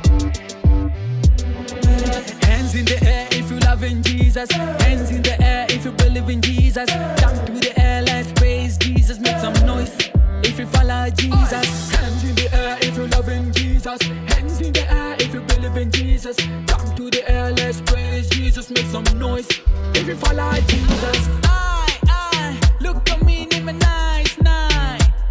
Nico, I look at me in a smile.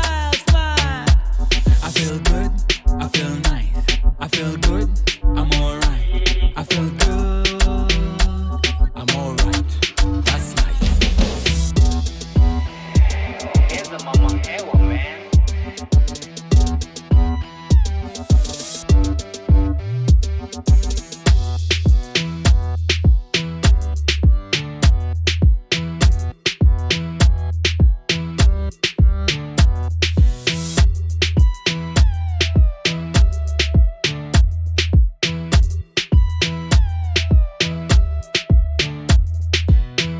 From sunrise to sunset, all day and night. Our radio. The full force of gravity. In fact, wacha hata ntoe hiyo there. Itakuwa tu full force of gravity celebrating 20 years. Gravitti Band.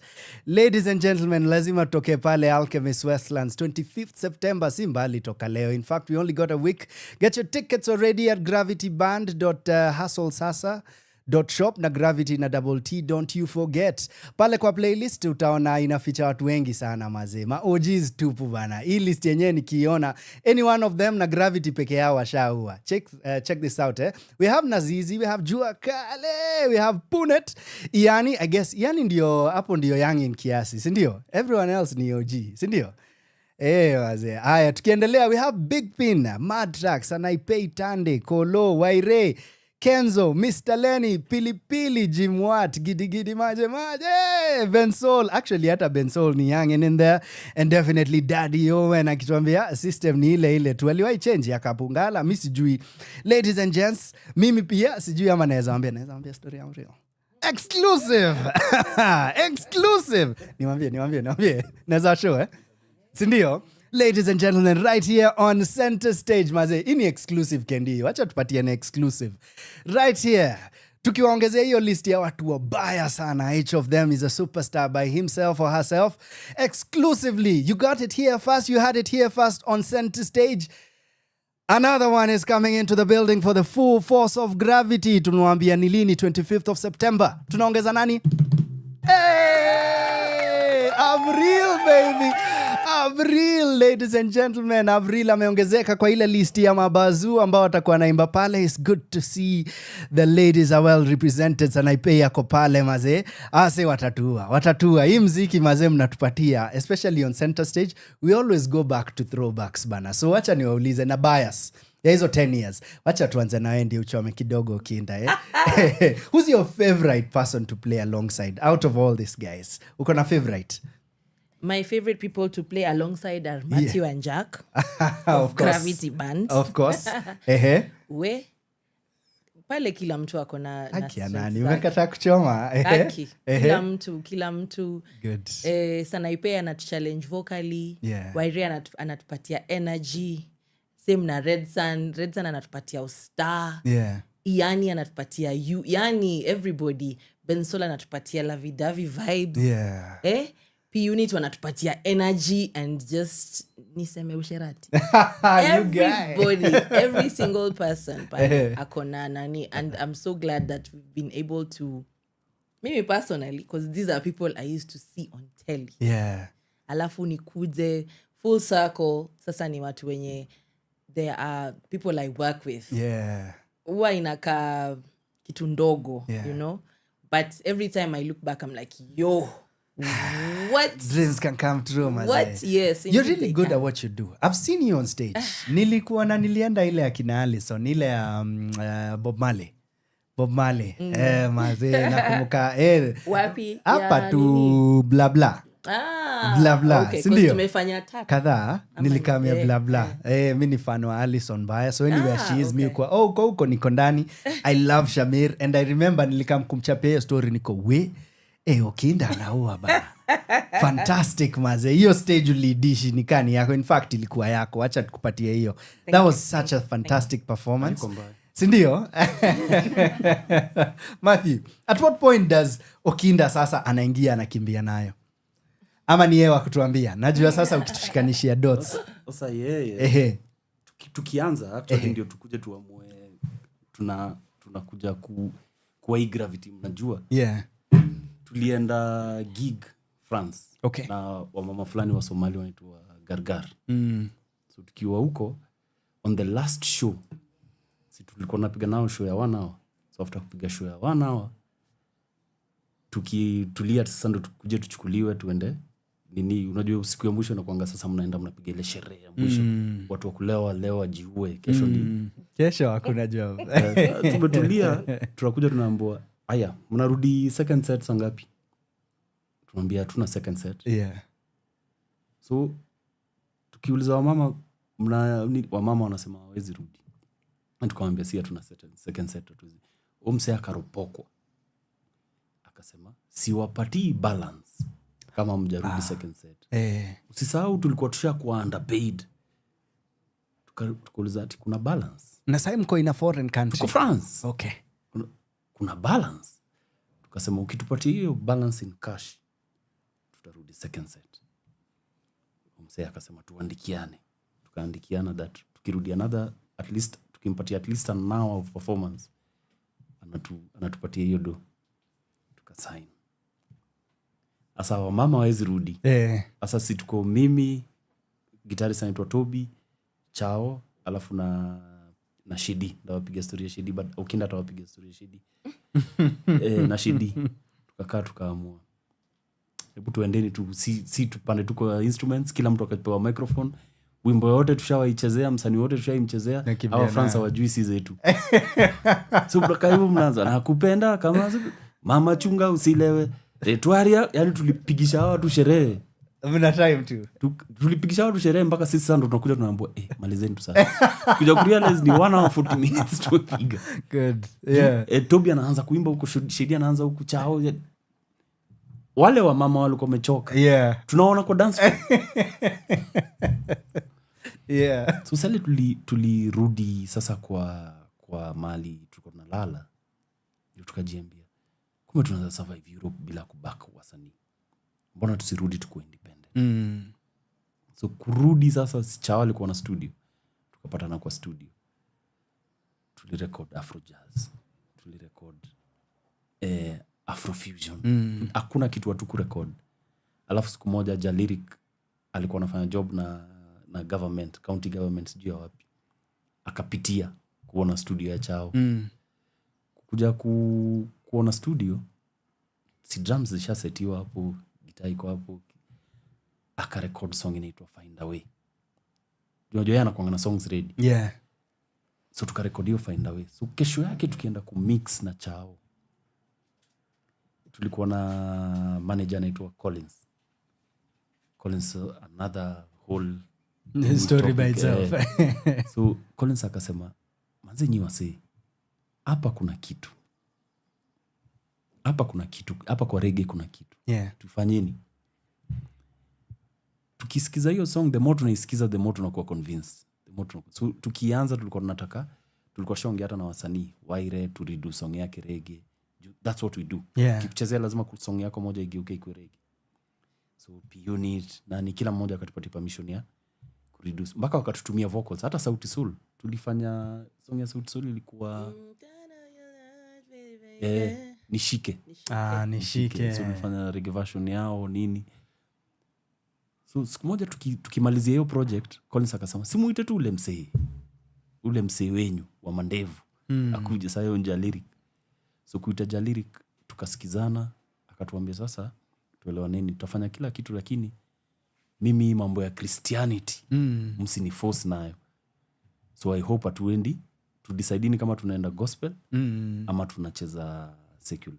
Tukamwambia wewe kama ushasema mambo ya church utaki, tuende tu ya secular. So kesho yake tukasema tupatane studio. Within a week to record 12 songs. Look at that. Within a week. That's a whole album by itself. 12 songs. But it did take a lot of time. Hiyo ni 2014 mwisho. Okay. By the time tunakuja kupiga show yetu ya kwanza ni almost August the following year. Tulimit September of 2014 kudiscuss. The next time tuko tunapata show ya kwanza Morgan Heritage kuja Kenya ilikuwa 2015 August huko. Tulipiga show hapo Kani. Yani tukimaliza kumenyamaza. Watu kama 6,000 kumenyamaza, so hatujui tumeboa watu. Rada ni gani? Alafu all of a sudden unasikia nduru. Tukarealize hata walking style ka change. Kwa kiburi unashuka nayo stairs. So tukapata job place fulani ilikuwa inaitwa Uptown Grill ya kucheza covers. So ilikuwa inatusaidia kupata float. Ilikuwa nini? Weekly. Okay. Sasa tushaambia wasanii tucheze na nyinyi tena. Tumeenda independent. Juu kama hatungefanya hivyo hatungewahi consolidate za nini. Mimi nilikuwa ni travel na MDQ kwenda Switzerland for tour, which means ningeenda kuna nini huko. So tulikuwa na Kamweru na Beki as our BGV. So okay. Tuna wa mentor na tuna wa raise. Wakapata deal na Pinye.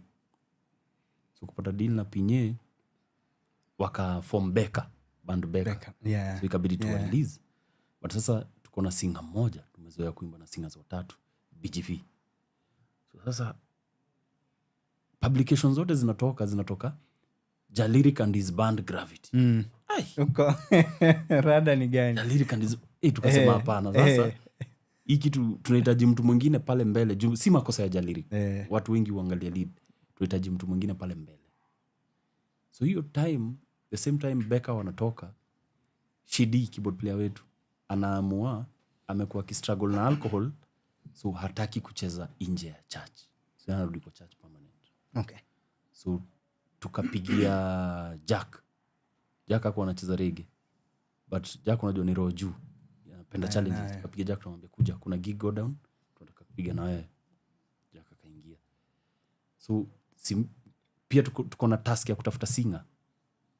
Ule atakuwa pale mbele na Jalirik juu Tindi amekataa. Tindi amesema yeye hataki commit. So tutafuta singer.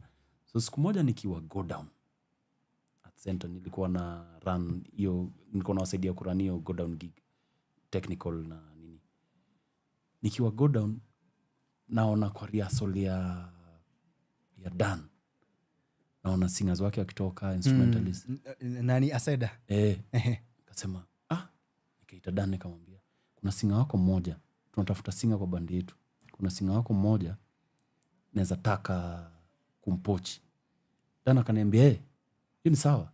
Ongea naye mkisikizana hii gig next anapiga ndo yake ya mwisho na mimi." Hivyo ndo nilipata ufala. Nikamuita nikamwambia, Look at that. So it began. Nikamwambia, "Tuko na hii nini, wewe fanya hivi, wewe tushikilie miaka 2."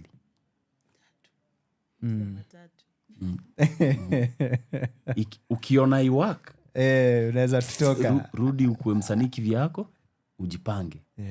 Lakini sasa unajua kwa nini yangu najua huyu akishaingia tu hivi. Ako ndani. Akishapiga show moja na sisi. Akishaonja. Ako ndani wazi. So hivyo ndio hapo ndio yeye alipatana na Gravitti hapo. Was it hiyo ndio ilikuwa the case yenyewe? Wewe mwenyewe. That is exactly what happened. Yes. After the first one ulikuwa ndani? Hakuniuliza. Okay. Aliniambia. Difference big deadly. Aliniambia wewe sasa uko Gravitti. So 3 years alafu ukitaka wewe utatoka. Ama utaendelea. Whichever. Lakini tunataka tu akaniambia hiyo story ya nini kwa Jaliri kwa na mtu hapo mbele and all that stuff. Alafu sasa ananiambia hivyo the next week Gravitti inafaa kupiga goda. So nafaa kulearn songs sets zenye ziko enough for an hour. Okay. Ulitoboa?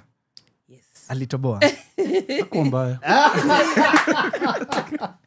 What about when the 3 years were done? Ulikumbuka hiyo story? Ama saindi hata umekumbuka? Huwa nakumbuka. I think like the 7th year, the 6th year ndio nakumbuka. By the way. Tunaendelea.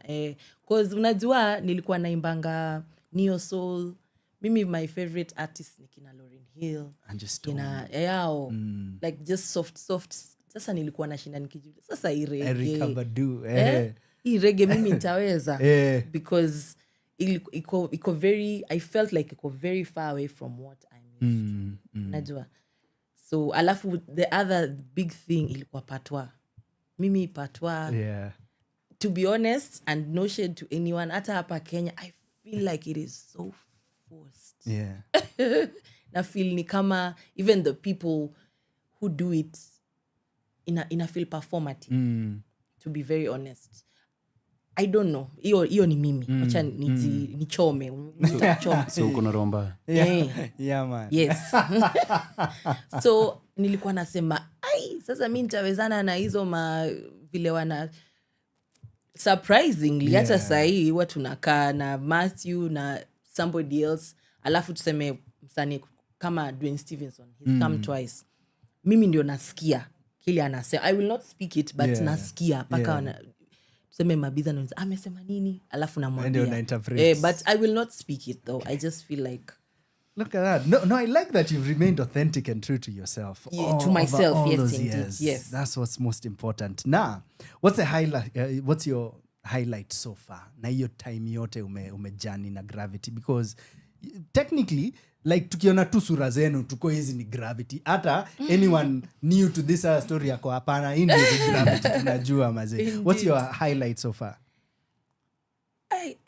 Like an event that happened. It could be an event, it could be a moment with I just feel like being in Gravitti has taught me to go inside myself. Like I don't think nimewaisema hii story out loud. The first kuna gig gani inaitwa Force of Gravity, the first one yenye ilikuwa Lyons. By the way mimi ni mtoto wa pastor. I'm a pastor's kid. So nime go through all the kujazwa na roho, etc, kukua kwa kwaya and other soft drinks. So the first time niliperform na Gravitti, Force of Gravity. And what song was it? I think ni This Music. Nili feel the same sensation. Look at that. Yeah, kujazwa na roho. Yeah. I remember sitting on stage na nilikuwa naigonga hivi. Drums. Man. Yeah. So ulikuwa na feel drums. Alikuwa huko ndani. Yes. So I think that's my highlight. That is your highlight. That is and just being on stage. Yeah. Stage ni woo. Something else. Stage ni shags. Yeah. Sasa I feel like I'm at home. I like no matter what is happening outside. tunaweza move on. Nipo tuingie huko maze. That's why we are celebrating all these years maze. Yes. You've done an incredible job over the years maze. Matthew, so far na hii journey yote bana, now that tumeanza kubuild up to a date ya kucommemorate all these years, wewe kuna kitu umetupangia huko man, hii jam nitakula, hata hii probably nitakimbia yangu solo, I don't know, kuna kitu huko tu ide wasewezi kosa kwa sababu ya something I'm planning for them, ama it's a whole experience? Kuna kitu about siku kwa hii jani yote ya Gravitti tumelose mtu mmoja, huyo unasikia tunaita Shidi. Yeah. So after 10 years Shidi alituambia lazima tu celebrate 10 years. Alafu fala ya mtu after kusema hivyo 2015 anaamua mimi naenda church, mimi siku so siku alirudi kucheza na Gravitti akasema lazima tu celebrate 20. Na hiyo anatuambia tukiwa wapi? Tukiwa UG. Ilikuwa inaitwaje ile festival? Baimba. Tuko UG. Sema na hiyo 20th lazima mniite nicheze, juu alikuwa shatoka Gravitti. Lazima mniite nicheze. So hiyo siku tunaona Shedi, Shoeshine Boy na Jambi. Man. Juu watu na feel ni kama watu wanaanza kusahau impact zao. Yeah, man. Oh man, yeah, Shoeshine imenipata off guard man. Bless. Pia na Jambi of course. Pia wasanii si rahisi ati kuwapata. Ni naweza sema ni Mungu that unapigia msanii kitu ya kwanza na akuulizi how much. Anakuambia nipigia Nameless akaniambia ati umesema when? Okay, hiyo siku niko available. We panga utanipatia details baadaye. Okay. Frasha ni weird. Frasha nilimpigia nikamwambia msanii huko, akasema niko. Hata usinipe details. Ati nini? Unataka picha? Forget.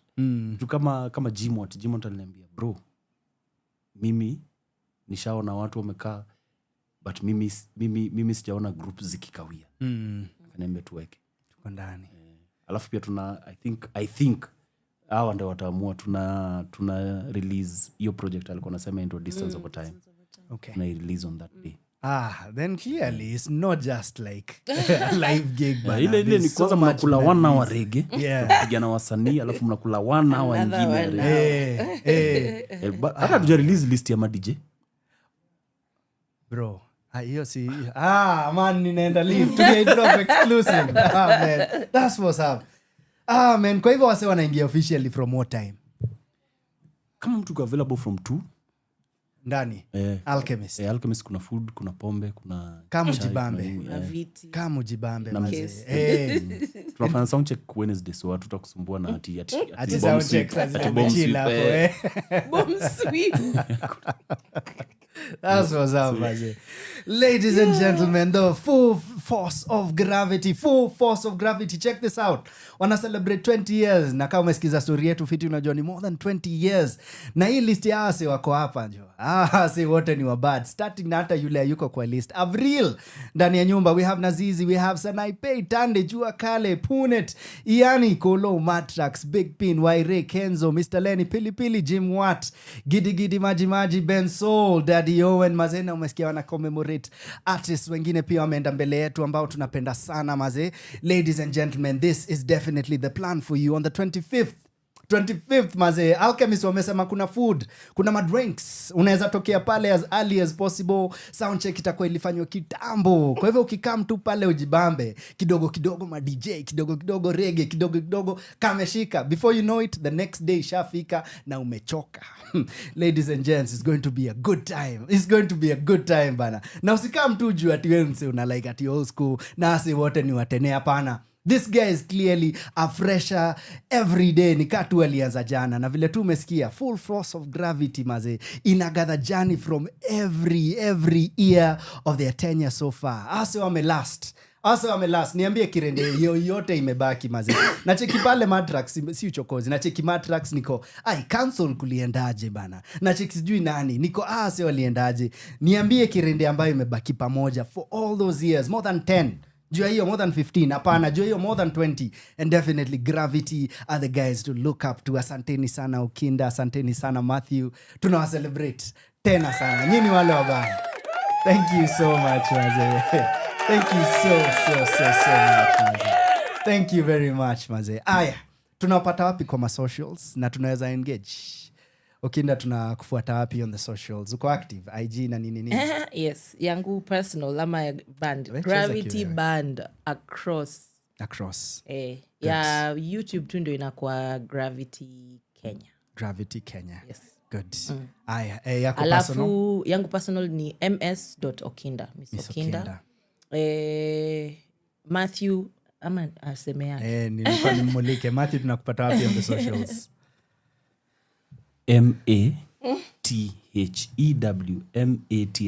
MATHEWMATIX Mathematics. Oh, I like that. Hakuna space katikati. Yeah. Na mwisho si ICS ni IX. Mathematics. Yes sir, ladies and gentlemen, Gravitti band, asanteni sana bana. Mi kama msanii, mi na celebrate how many? Na celebrate 20 in the next 2 years. So kuwa na waseka nyinyi wamechapa 20 plus.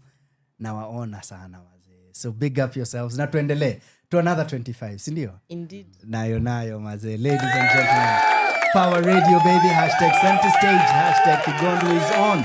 Nayo. From sunrise to sunset, all day and night. Power Radio. Jaja, yeah. Give thanks and praise.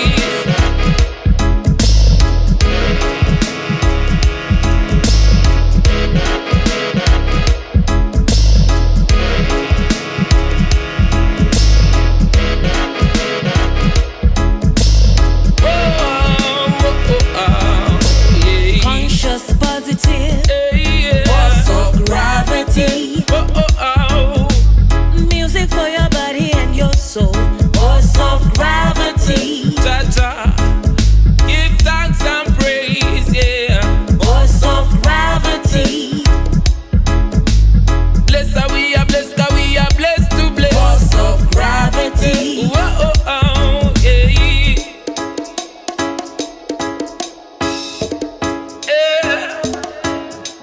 Bring it down, gravity. Write it down like graffiti on the walls of your body, of your mind, of your soul. Art from the heart, the beat, feel the heat. The shoes are beating, but they still fit. I'm following in the footsteps of the legends. I'm following in the footsteps of the greatest. Almighty I.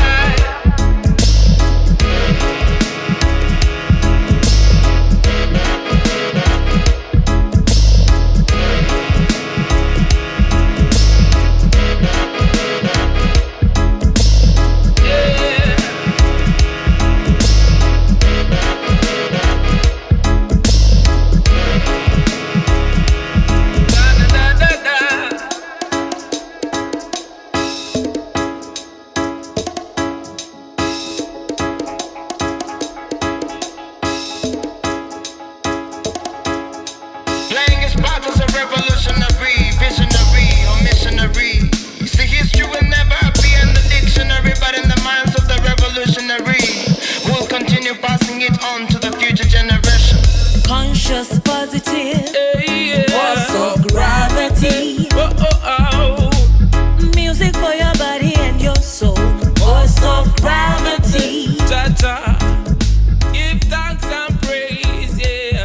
Force of gravity. Yeah man. Hey, Gravitti band, Force of Gravity. Check them out. Reggae Thirsty itakuwa hii Thursday tonight. Go catch them. Watakuwa pale Ashaki CBD. Ukifika pale unaweza ingia anytime from 6 p.m. Kuna ample parking. Kutakuwa na kanyama, sonya machoma na mambo drinks. Kutakuwa na good music, of course, courtesy of Gravitti band. Go check them out. Ashaki iko along City Hallway, former Garden Square. Enda ujibambe now maze. Big up. From sunrise to sunset, all day and night. Power Radio. No wewe, mimi na wewe, mimi na wewe. Nameless na wewe. Mimi na wewe, mimi na wewe, mimi na wewe. Ayo.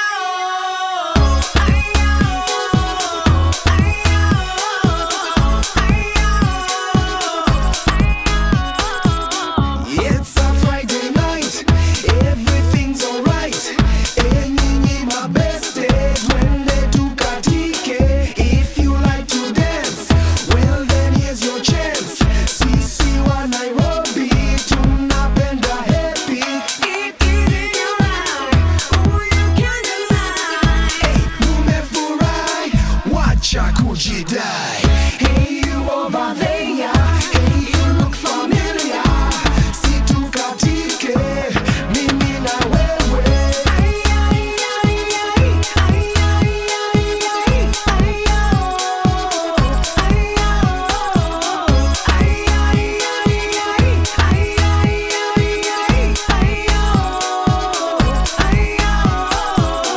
Huyu chikidi akona bidii, ana dance kuku huku na huku, na huyu jamaa huyu shujaa anajua kukata bila kuhata.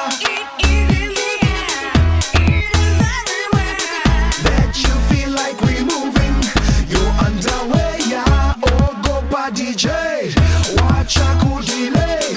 Sisi tumefika, sasa tutawika.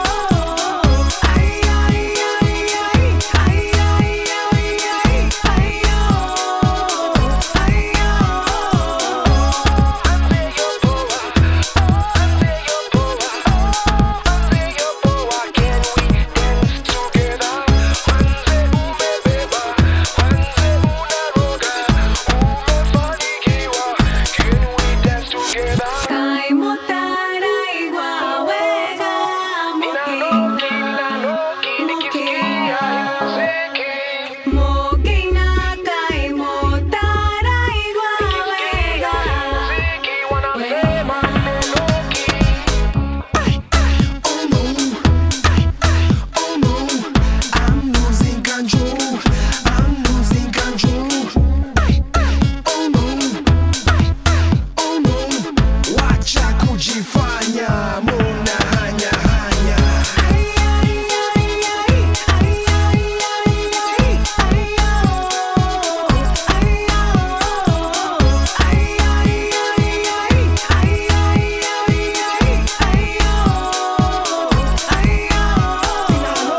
Ninanoki nikisikia hii muziki, nikisikia hii muziki wanasema ninanoki nikisikia hii muziki, nikisikia hii muziki wanasema ninanoki nikisikia hii muziki, nikisikia hii muziki wanasema ninanoki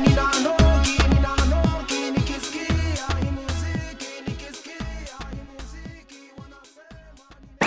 From sunrise to sunset, all day and night. Power Radio.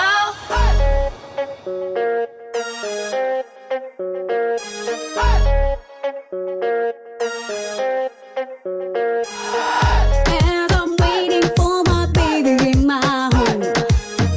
Can't believe I still feel the way I do now. Amenipenda mie toka awali. Penzi lake tamu kama asali. Ni leo, oh, oh, I will give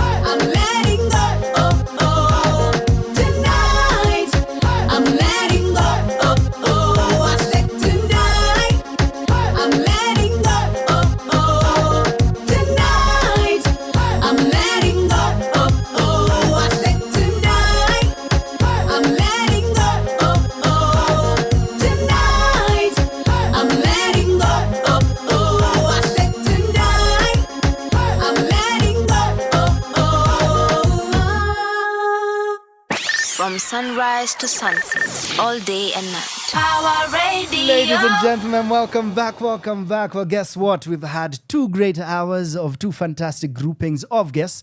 And I call them groupings because we've just had Gravitti band, maze. What fantastic guys.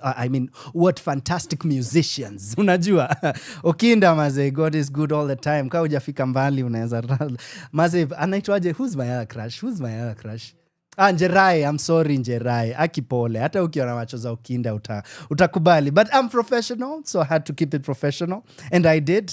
Like you had their stories phenomenal. And before them we had Alice Kimanzi na ametuambia the gospel side is definitely doing the thing. They're out here ministering and doing important work. So much so that on the 4th of October, anakaribisha pale Ngong Road, Nairobi Chapel. So go check her out. Maze, she's having fantastic people beside her ministering through music. Is going to be a fantastic one. Sanane ukiingia pale, unaweza buy lunch, unaweza buy a soft drink. Maze, chill out with the family, hang out. There will be beautiful music. Na kutakuwa na kila kitu on the set. There will be very engaging music. I'm sure mtakuwa na choruses, mnadandia. Kutakuwa na worship set. Kutakuwa na praise set for sure. Kutakuwa na superstars pale on stage, maze.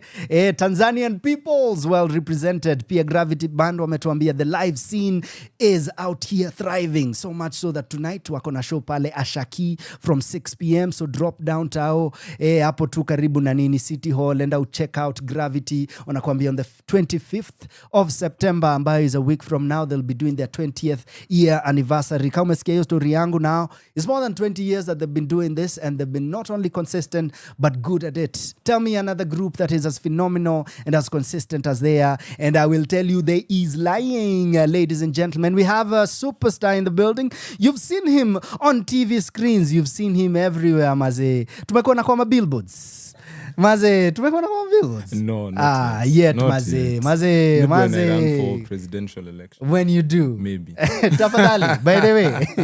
Casting directors bana. Hapa kuna sura inahitaji kwa billboards. We have William Mwangi in the building.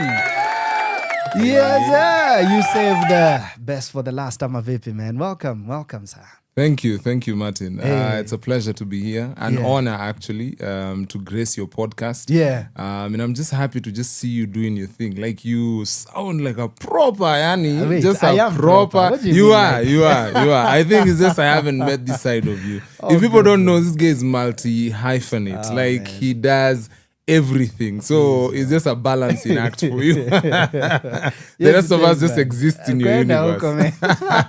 No, bless up, man. Thanks for saying that.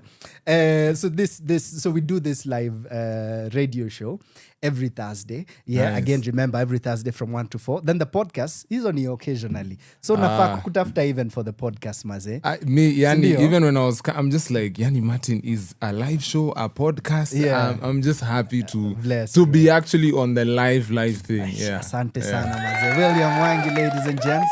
Mi nakuuliza ka una to watch bana. When was the last time you saw him on stage? Because not too long ago alikuwa pale stage akizoza, but I could also tell you the first time I saw him, similar stage, similar show, na nilikuwa blown away. Nilikuwa, who is that guy, maze? Sijui ama unaweza jua what I'm describing. I'm actually a bit shocked that or maybe I'm just looking for the surprise. Like, what would that be? No, it was definitely too early for buzz. The first time I saw you on stage. Nice. Na nilikuwa, oh, that's a force of nature, bro. Thank you. That's a force of nature. Would you say that Too Early for Birds has been your highest, quote unquote, it's a weird word to choose, but your highest sort of platform when it comes to the theater space yet? I mean, for me, every time I'm on stage, it's just like a whole experience. That's like, what's up. stage is home for me. If I could do, I always tell this to people, if I could do stage full time, you'd never see me on TV. You'd never see me on film. I just go there to pay bills. Yeah. The stage is where my heart is at.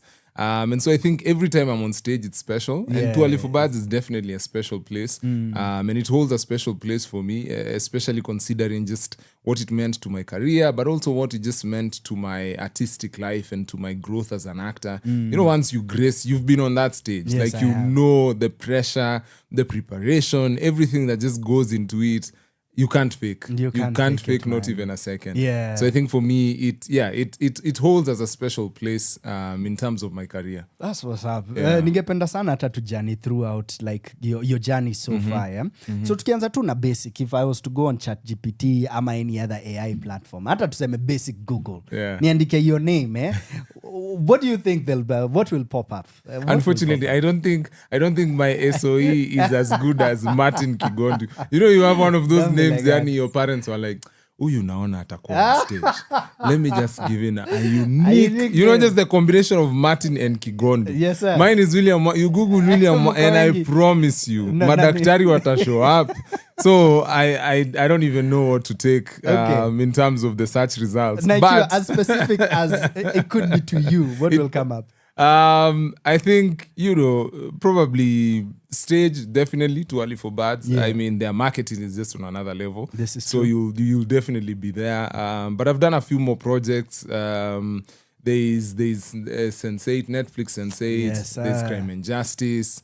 There's Zari, done by Jiffy Production. There's also you know, there was the time that, you know, I luckily would say I was blessed to appear in the Oscar-nominated short film Watu Wote. Yes, sir. So I think those are some of the projects that I think would come up if you were to search my name.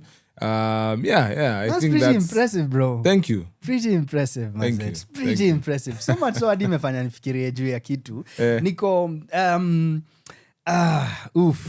aya, so this is a bit controversial, not too controversial, siwezi kutupa kwa maji. But you find yourself at times, because I know you in person and I know the grounds on which you stand here in terms of faith and the way you choose to move, and I really respect it. Yeah. So Project Sense8, hiyo inakufanya feel slightly umetingika kidogo. Actually, I appeared in season 2 of Sense8. Yeah. And I would say, you know, there are those roles that I think you look at the full scope of what your character is involved in. And I think looking at what my character was involved in, I was definitely able to say, you know, I'm gonna sign up for this. Okay. And even at the time, I don't think I was born again. You know, So it's I think it's one of those before I got born again type of situations. But I'm still glad to have featured in the Nairobi story because, you know, like we featured prominently and it's one of those historical, you know, it will go down in history as one of those times that just Kenya played a pivotal role when it comes to, like, you know, storytelling, especially for something that was so huge and on so many countries and continents. It was. And I think just for Kenya and Nairobi specifically to just rep, you know, Africa and rep the motherland, I think that was a special story for me. Maze, if you've never heard of this project, check it out. Tafuta Sense8, Maze. Hiyo story, I think instead hata nilisema nitakuwa nafanya throwback trailer. Nitatafuta trailer hiyo kabla show iishe and nitaifinyilia tu hapo ndani. But hiyo story, let's mention a couple of people. First of all, rest in peace Harry Bale, big brother Maze, rest in peace. That was a fantastic job you did there. And everyone else in it. Shout out to my big sister. I love you. Nini Washera bana. Kazi fiti sana. She was also part of the casting, I know. She was. She did a big part of, like, she was pretty monumental for that. Then akachungulia kidogo and everyone else around, not only the casting but the actual work on the ground. Shout out to the 1,000 people who brought their cars out, wakamik jam pale Maze machines no man walipewa mado. You know, when you see money flowing into the creative economy, bro, utafanya nini isipokuwa kusmile. You just smile, you know, like wasanii go through a lot. Yes, just sir. to see that massive investment into the country. Yes, sir. That money was it was insane, right? Even for me as an actor, that's actually what convinced me to go into, like, full time, because I just finished campus at that time when I got onto this role. Because Nini, and you know, props to Nini, she ran a fantastic audition process. You know, one of those, like, where you walk away from as an actor and you're just like, I felt respected, my time was respected. She took us through the whole process in such a way that you're just like, wow. And even though this is what professional means. And then on top of that, to just be on Sense8, so I was convinced, obviously. And then you see the chums after, because you're being paid almost per day and you're looking at the money, you're like, Hey, Buddha. Yani, Buddha. I remember even one actor when we were doing the table read, he's like, you know, one of my cousins is due an engineer. He should be seeing what I'm getting paid here. I'm being given chums he can't even see in a month. Yani. Me, I'm being paid money. So it's one of those special moments for an artist's life. Yes, and so I think that actually really convinced me. And then let me just say the Kenyan industry will show you dust. But that will be a conversation for a different time. Maze, like that has to be one of those moments, and I respect it a lot. Now, I like that you mention everything else since then, and in comparison to what's going on, what we go through. And maybe this is where to bring in after the conversation of the Kenya Actors Guild. I personally, I am a member. Unajua kadi yangu iko mahali tu hata sikumbuki ama zinatumika. I was ready to ask you by the way. Karibu nikuulize mpaka your membership you know, number. I should know it. I will just the same way you know your ID, you should be having your Kenya Actors Guild. Hivyo ndio kawa alinipigia. Some while ago alikola nimeona jina yako. So I didn't even know you are niliingia na cohort juu ya pili or something because the first cohort ilikuwa guys Lupita Nyong'o is doing this thing and the guild nini. You entered that? Okay. No I didn't. Oh, okay. Hiyo time ni tu sasa leo unazisikia kwa industry. Okay, I guess so vile sasa walizidi kupush and I think it's probably Gili who made me think twice. Niko you know what? I might as well. So nilijoin and I think immediately Gili akienda kumaliza. Nikakaa for a minute, alafu niko, it's been real. So I'm still around, but it's all good. Nice. But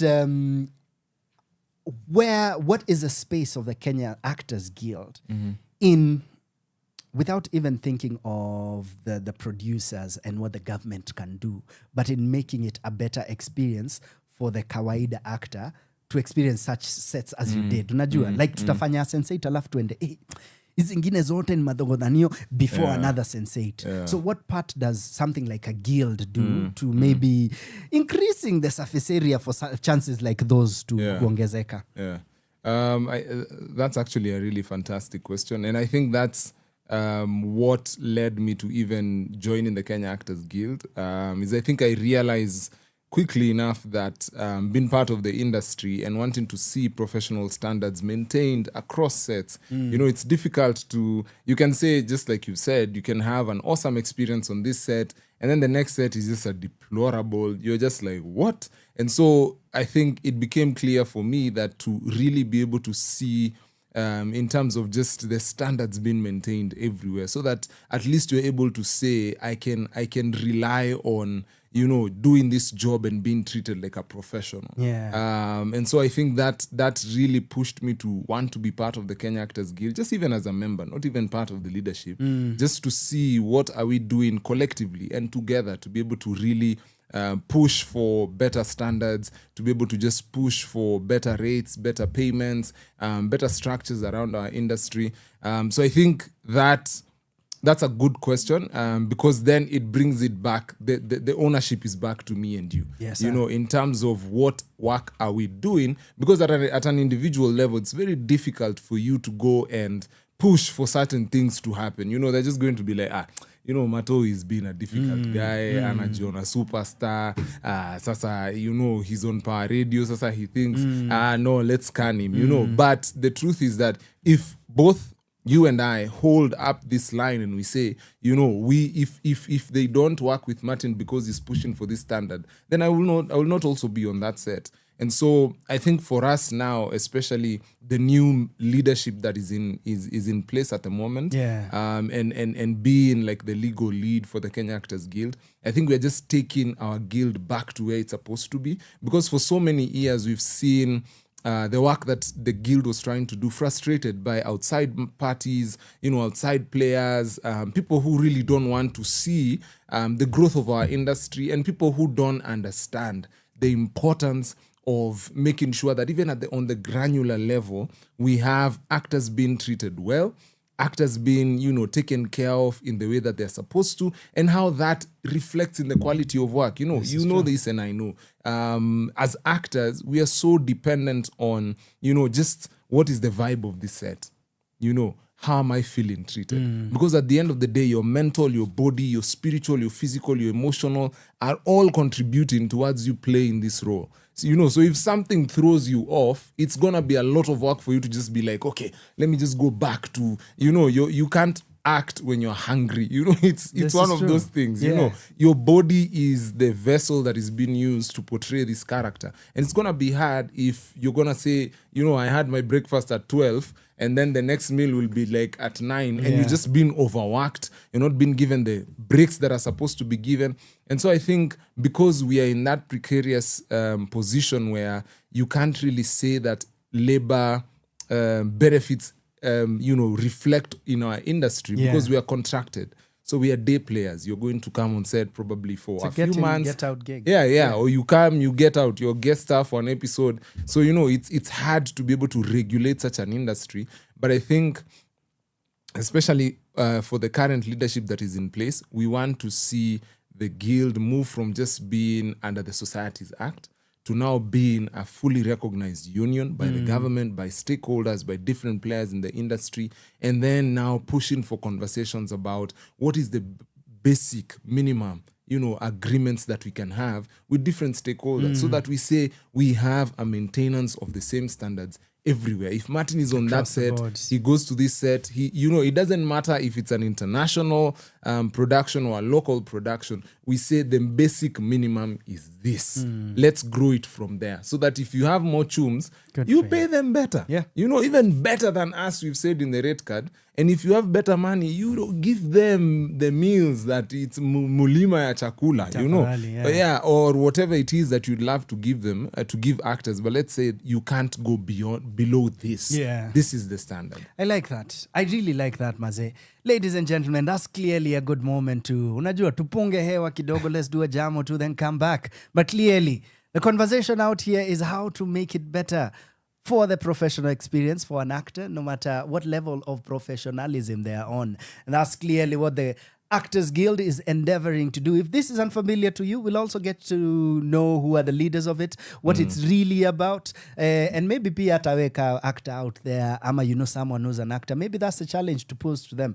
Have you joined the guild? Have you joined the guild? And if not so, why not? Na kaa uko ndani then umejificha ama umeenda quiet kaa seka mimi why bana. Na najua hizi vitu ndio nitamulikwa nazo, but nitajipea mashughuli. Nitakuwa hapa tu kwa lapi ndio nsiulizwe hizi maswali. But ladies and gentlemen, this clearly is an important conversation. Also, nilikuwa nadhani nitawapatia an exclusive, but ni sawa pia. Check them out. Go on their social media pages because very, very, very soon they're about to announce something super phenomenal. Introducing a face, I don't know. Mi tunaambia kuna kitu inakaa. Maybe introducing a new, I don't know what to call it, a new tariff. Sijui hata tariff ni nini. Ladies and gents, Kenya Actors Guild represented by Mr. Mwangi himself in the building. Let's keep the conversation going. #CenterStageKE, #Kigondu is on. Let's go.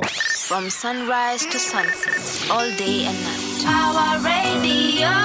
Endelea kunyona ugonyo na wewe. No hemu dewe. Jude, the Jedi. Movie wakinya we. Okibira mudanya wakio. Mr. Mystery. Nonjage kindu umuthi. No Rusio. Neniosio. Window shopping kwa Cairo. Test driving maposha. Pesa aje nikose. Sote bei inafika. Dena timbesa, dena ni mesia. Mbesa di moyo, mbesa ni kuepo kwanza bila hasira. Umotene kineki kinene. Makinya rugetoro nene. Otina na wakio brother. Onamuthi buhudi ni sawa. Makinya haraya. Okinya ni Rusio brother.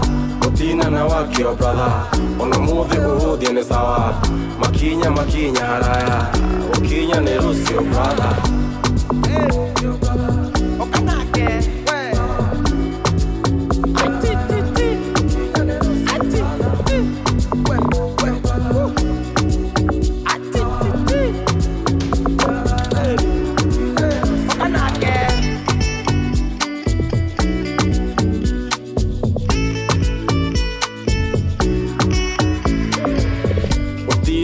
munini mukianjamba njethaga thendi ndi no samba ndaga nding'o ngai ahure ndagĩa nyota ngai angundie umuthi no njage rucio enio cio na ndege thina tiukia thina ni kwaga kĩrĩa nyendaga nĩ favor ya ngai na wendo wa andũ nĩ wega wa ngai na wendo wa andũ kanyumba kama bati tambuko no wendo nĩ kuori wa njiko thayũ na wendo nĩ cia bata thendi no tonga nĩ cia awa thina ti mbeca thina nĩ mecia mbeca ti muoyo mbeca nĩ gwethwo kwanza bila hasira mutina na wakio brother ona muthi kuhuthia ni sawa makinya haraya ukinya ni rusio brother mutina na wakio brother ona muthi kuhuthia ni sawa makinya haraya ukinya ni rusio brother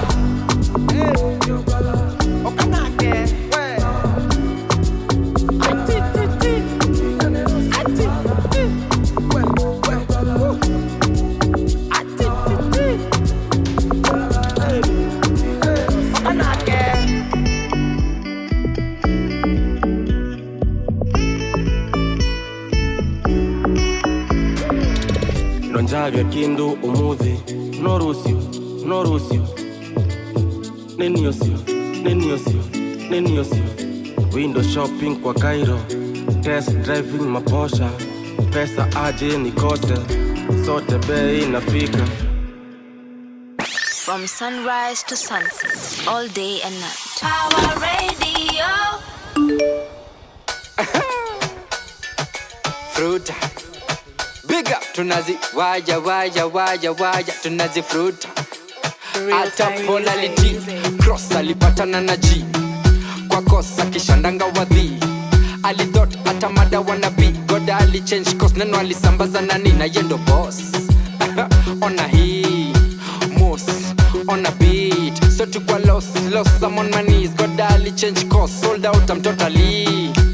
Si chase denge kamene na chase dream nataka niwe legend kadenge nita AC nataka bima emblem na ndege na kaza breadwinner mpaka kembless kwa kembe sultan the other chicks tele tu mashavu Mungu pekee wezidi kwa babu Fishers of men nyavu hatutambui beef baby tumanago tunazifruta tunazifruta tunaziwaja tunazifruta nasema blessings nazifruta tunazifruta tunaziwaja tunazifruta nasema blessings yado boss nani of course wakomboka na hii usemi dan rogaring kingdom ina suffer violence church robbering can't touch this in the finesse vision ni biggie woo missy Wallace skit high grade na hisi chalice positive energy ndo mina harness been here tangu sheng ya kauzi Mungu pekee sina stress ya mamuzi hii ni approach kuna den wana udhi sibishani kuna strength kwa sauti sultan the other chicks tele tu mashavu Mungu pekee wezidi kwa babu Fishers of men nyavu hatutambui beef baby tumanago blessings nazifruta tunazifruta tunaziwaja tunazifruta nasema blessings nazifruta tunazifruta tunaziwaja tunazifruta nasema blessings na cheki juu na cheki chini na cheki kando bado naamini na cheki juu na cheki chini na cheki kando bado naamini a blessings nazifruta tunazifruta tunaziwaja tunazifruta nasema blessings nazifruta tunaziwaja tunazifruta nasema blessings nazi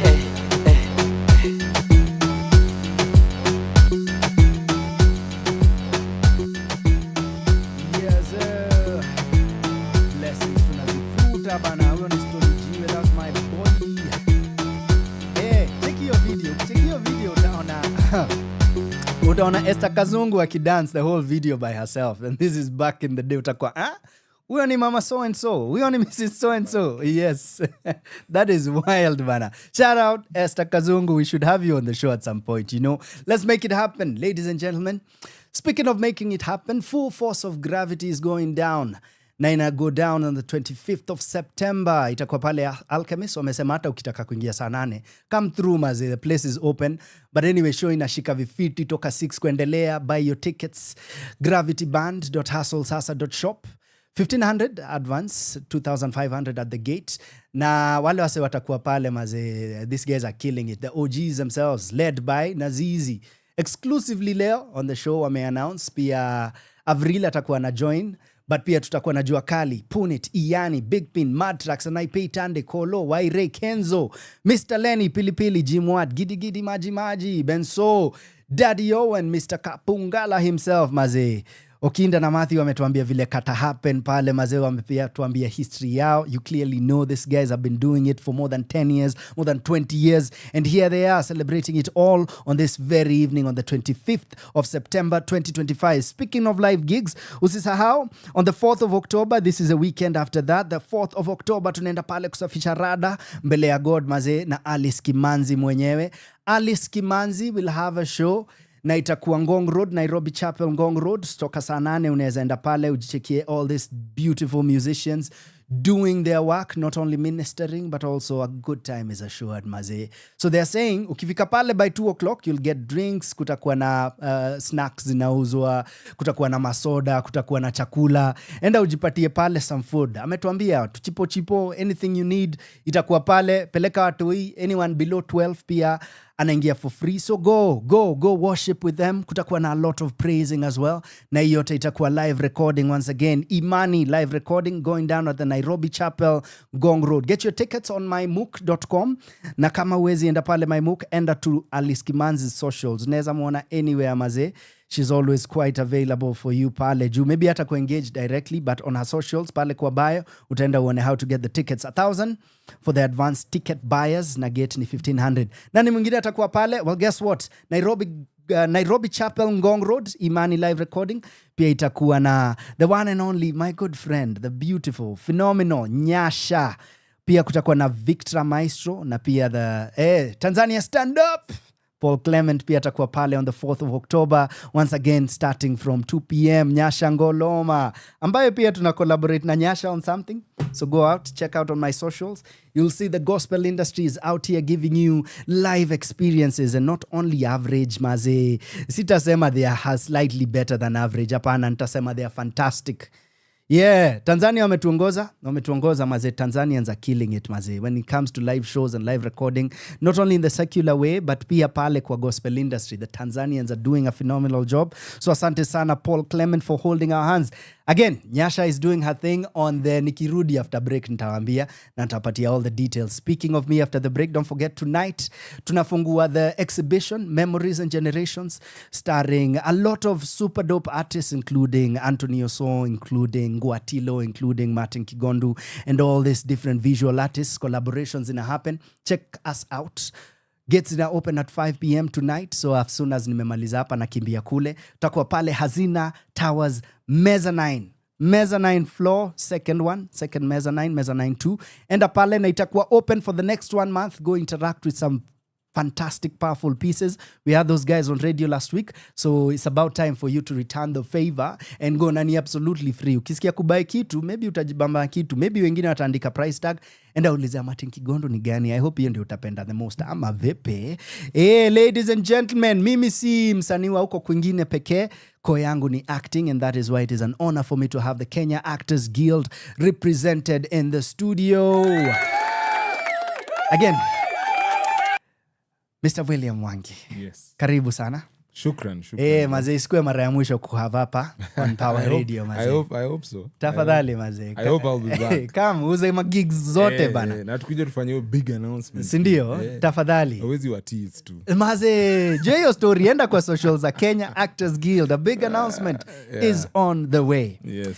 My brother, how do we handle bringing together, ama what's your strategy going forward? Bringing together all this artists because the thing about putting together people inakuanga na siasa zake maze. Yeah. So najua it's a huge task for you. So what's the strategy going forward in terms of the numbers that exist and the numbers that you hope to get? Because clearly if tunaenda next level ya unionizing in that way, numbers are important. Definitely. Yeah. Definitely. So what's the strategy in trying to I don't know, convince, this is part of it, I bet. Yeah. But convince as many artists to get on board on this ship because mafuriko yakikuja maze, we need to be on the ark. Boss, you know. Yeah. It's one of those. Yeah. I think, like you said, this is one of the ways that we are hoping to be able to continue doing and to just enable our members and those who are not even our members really just to drive. We have a countrywide drive, just membership and just to get people on board the Kenya Actors Guild,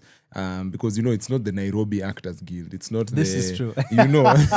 This is true. It's not the Kiambu Actors, it's not, you know, so it's the Kenya Actors Guild. Yes. So we really need to see that diversity, we need to see just all that cultural awesomeness that Kenya offers, just, you know, representation from every corner of this country. We want to be able to have these people on board, bring them into the Kenya Actors Guild. Then we can say that we have, you know, a Mombasa chapter, a Kisumu chapter, and, you know, just to have vibrant members, you know, because at the end of the day, I can tell you for a fact, I've been part of the leadership now from like late last year, early this year, and I have seen the difference that comes when you just have a vibrant membership, you know, because even the leadership, we can't do everything. This is true. We are dependent on our members just also pushing and coming on board and saying, hey, what can I do? You know, it's what JFK said. Don't ask what the country can do for you, but ask yourself, what can you do for your country? And it's the same conversations that we're trying to have even at the Kenya Actors Guild,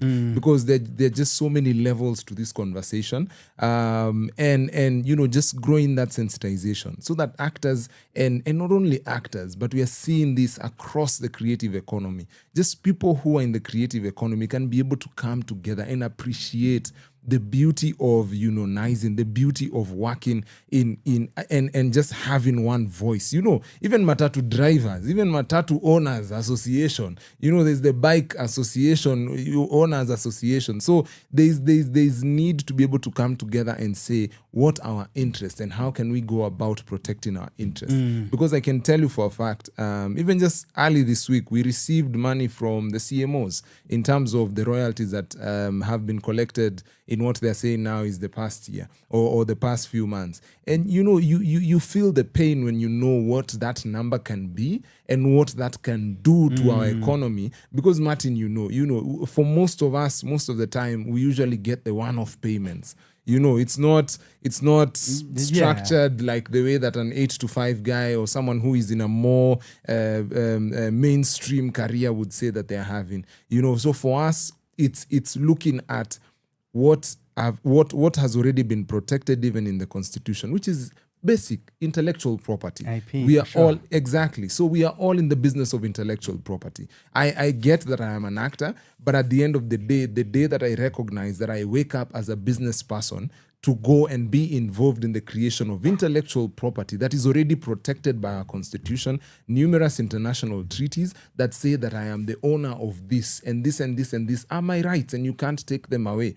But, you know, you see in Kenya where the status quo has become that, you know, actors or even just creatives are not being involved in their business because CMOs are our business. So why would I wake up, go look for money that I don't know if I'll get, whilst at the same time I'm leaving hundreds of millions on the table? You know, even just the missed opportunity when it comes to looking at what that money would look like over a period of 10 years, Martin. You can imagine if 100 million is collected on your behalf, and we say in 10 years, that's actually $1 billion and more. But looking at if you were to come together with even your friends and say, hey, we are going to be loaning out to creatives. Do you have a play? Do you have a show? Do you have a radio platform that you'd like to set off? Do you have something that you're working on and you don't have the capital? Come to us. We'll give you a very good interest because we are creatives and we understand your business. And we can either come into an equity conversation or we can come into a capital conversation where it's credit. And we say, you know, you can have access to this. Just imagine what that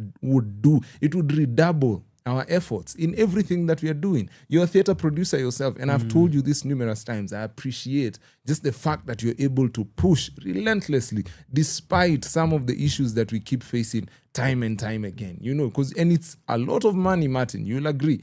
Putting up a show, paying actors, publicizing that show, marketing it, paying for the place where you'll be performing, the space that you're going to be. I'm sorry. I'm just post-production. I'm sorry for triggering you. I am so sorry. So but now those are the conversations that we should be having, where you'd say there's this organization, there's this circle, there's this fintech, whatever it is, that creatives came together and said, we protected our investment enough to say we have this much in savings, in investments, we have billions in investments, and we are able to move around this town so that even when your kid comes and says, hey dad, I'd like to be an actor, I'd like you don't just get, like you're saying, triggers of just trauma. You're just like, son, do you know? But a backup plan.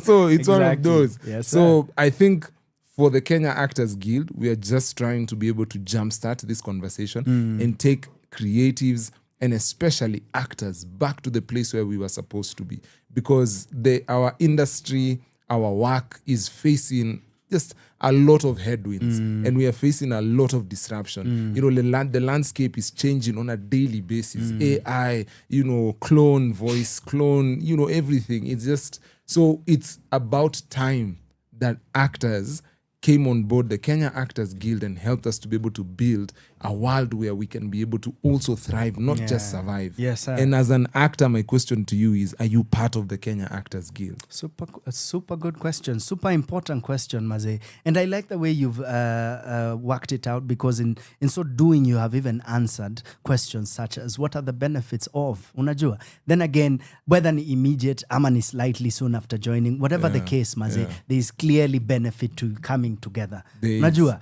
Siri ni numbers.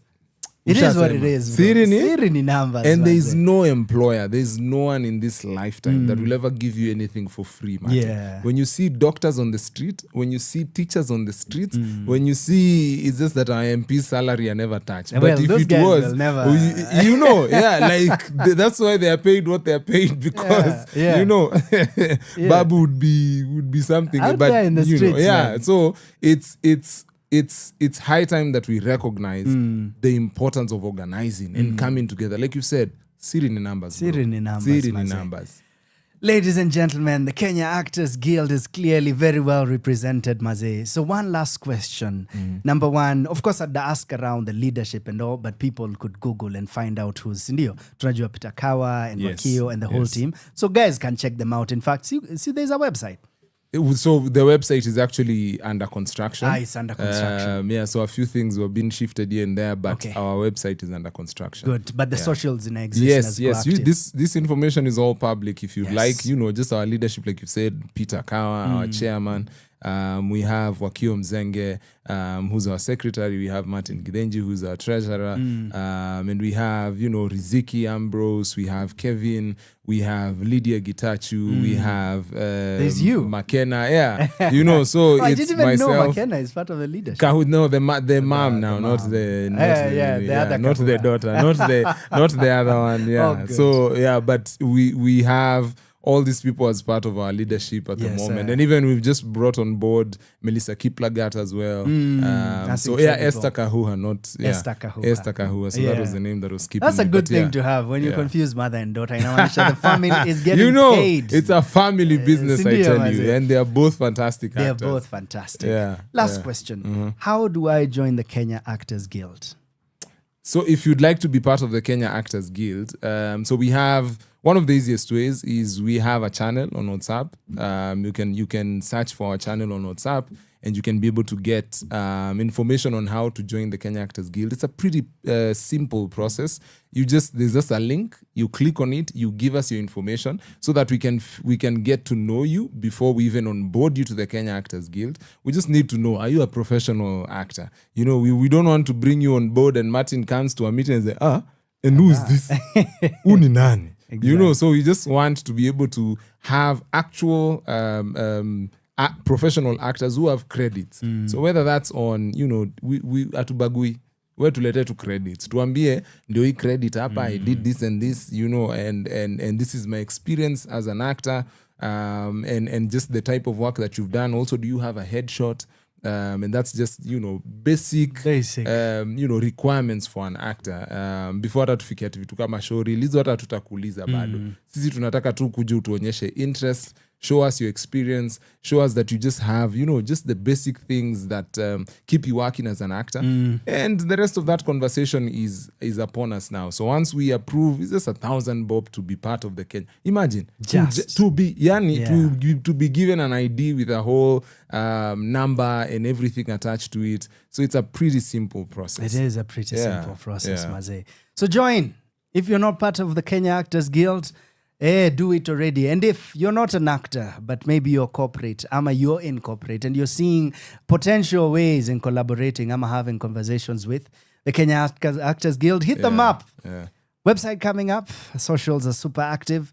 Unaweza follow. Umesikia all the guys in leadership wambie, I'd like a conversation. Man, they'll do it as formally and they'll do it as professionally because they are representing a professional people. Ladies and gents. And now that you just, let me cut you just for a second, because you mentioned something that just reminded me.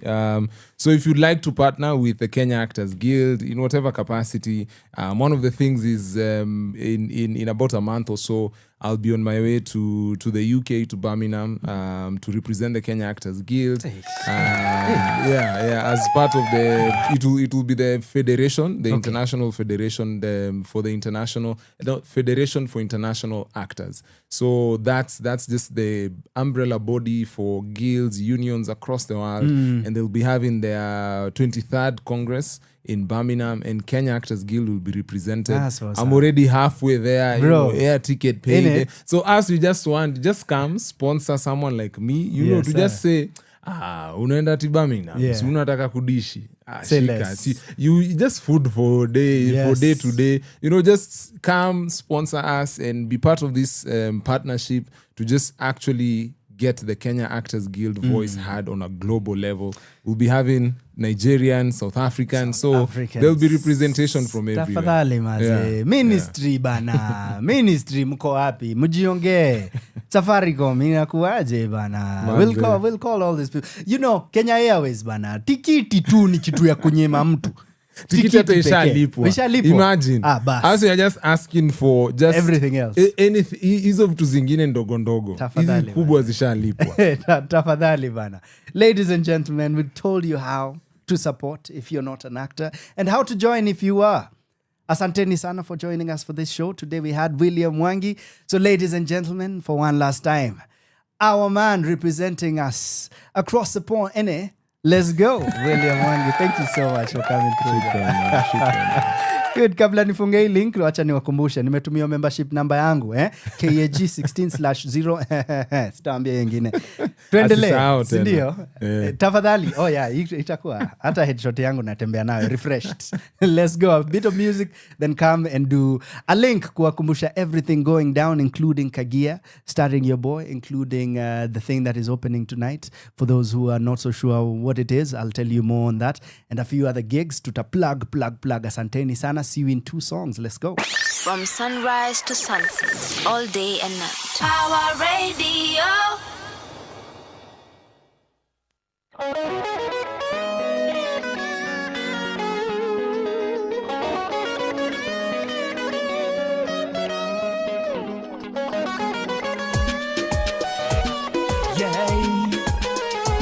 Hey, yo, people. Exclusive. So different. Okay.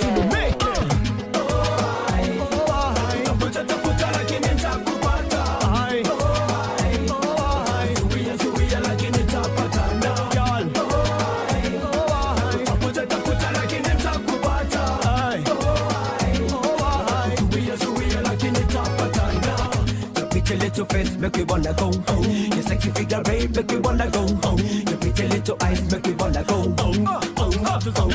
Okay. Take him all clear, so pretty. Ni must do a wangu ma cutie. Depend the time, oh pinty. You sexy, you make me wanna go. Kenya una move. Kenya una move. Kenya una move. Kenya una venye una groove nakutaka venye una move nakutaka venye una tafuta lakini nitakupata zuia lakini nitapatana tafuta lakini nitakupata zuia lakini nitapatana metaki mamanzi wengi before lakini sijacheki manzi kama we nimetembea na mamanzi wengi before lakini sija metaki mamanzi wengi before lakini sijacheki manzi kama we nimetembea na mamanzi wengi before lakini sija Mombasa tunaleta mavidonge Kisumu tunaleta mavidonge Sisi tunaleta mavidonge Tana tunawapa chochote mnachotaka Uganda tunaleta mavidonge hata Tanzania tunaleta mavidonge hata Burundi tunaleta mavidonge Tana tunawapa chochote mnachotaka tafuta lakini nitakupata zuia lakini nitapatana tafuta lakini nitakupata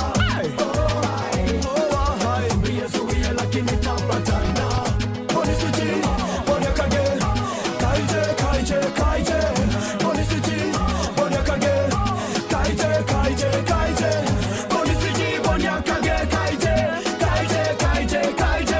polisi chini bonekage kaije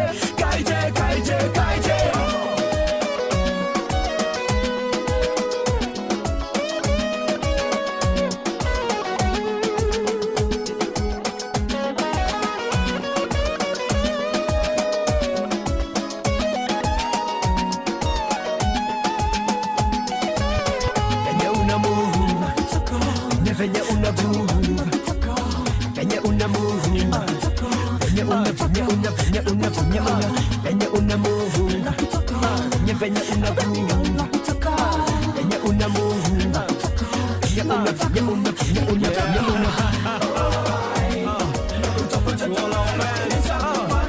you know what we're making them work for us can you tell you feel it so different like expensive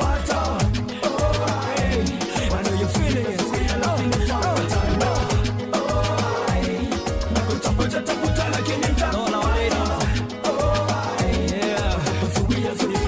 nitapatana tafuta lakini nitakupata zuia lakini nitapatana let's dance with them just dance with me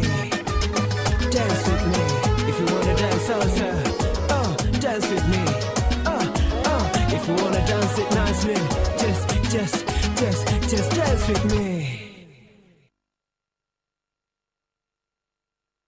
From sunrise to sunset, all day and night. Power Radio. International, baby.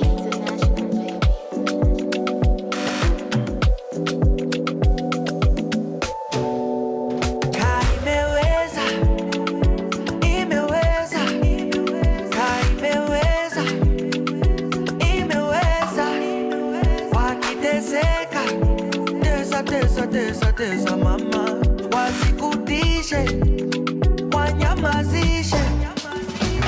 If you happen to come my way, usipote. If you happen to see my face, unigote. Weni moto ya umbali sadly, ningekupenda, my number one agenda. Nimetelewa, ulishaolewa, naelewa, lakini nimelemewa. Nimechelewa, ulishaolewa, naelewa, lakini nimelemewa. Kaimeweza, imeweza, kaimeweza, imeweza, wakiteseka, tesa mama, wasikutishe, wanyamazishe. Baby, uliza, do you love her, do you miss her?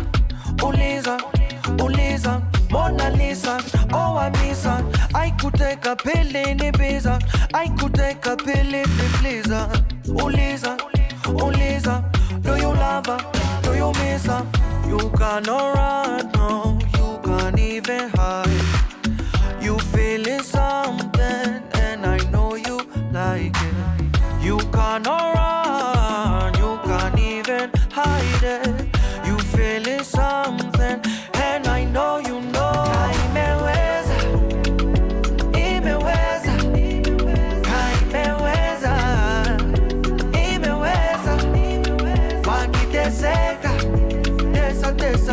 Tesa mama, wasikudishe, wanyamazishe.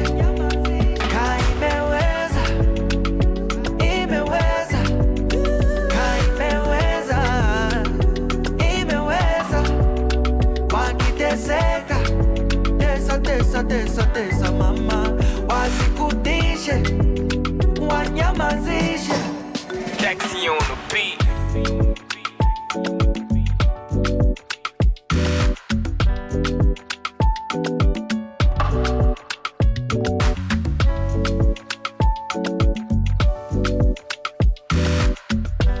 From sunrise to sunset, all day and night. Our radio.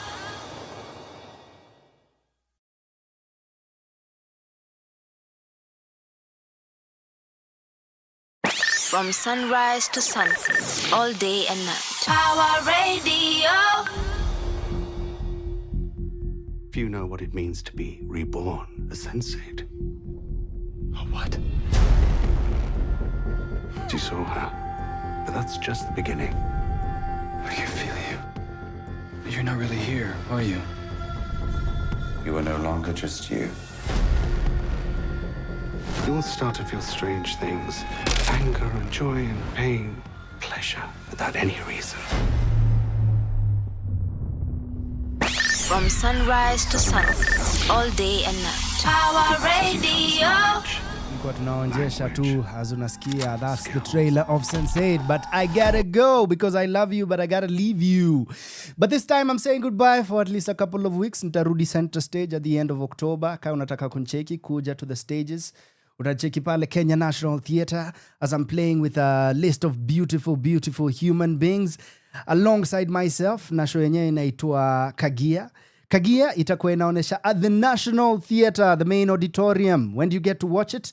Well, this October is going down this October from the 2nd and the 3rd weekend of October.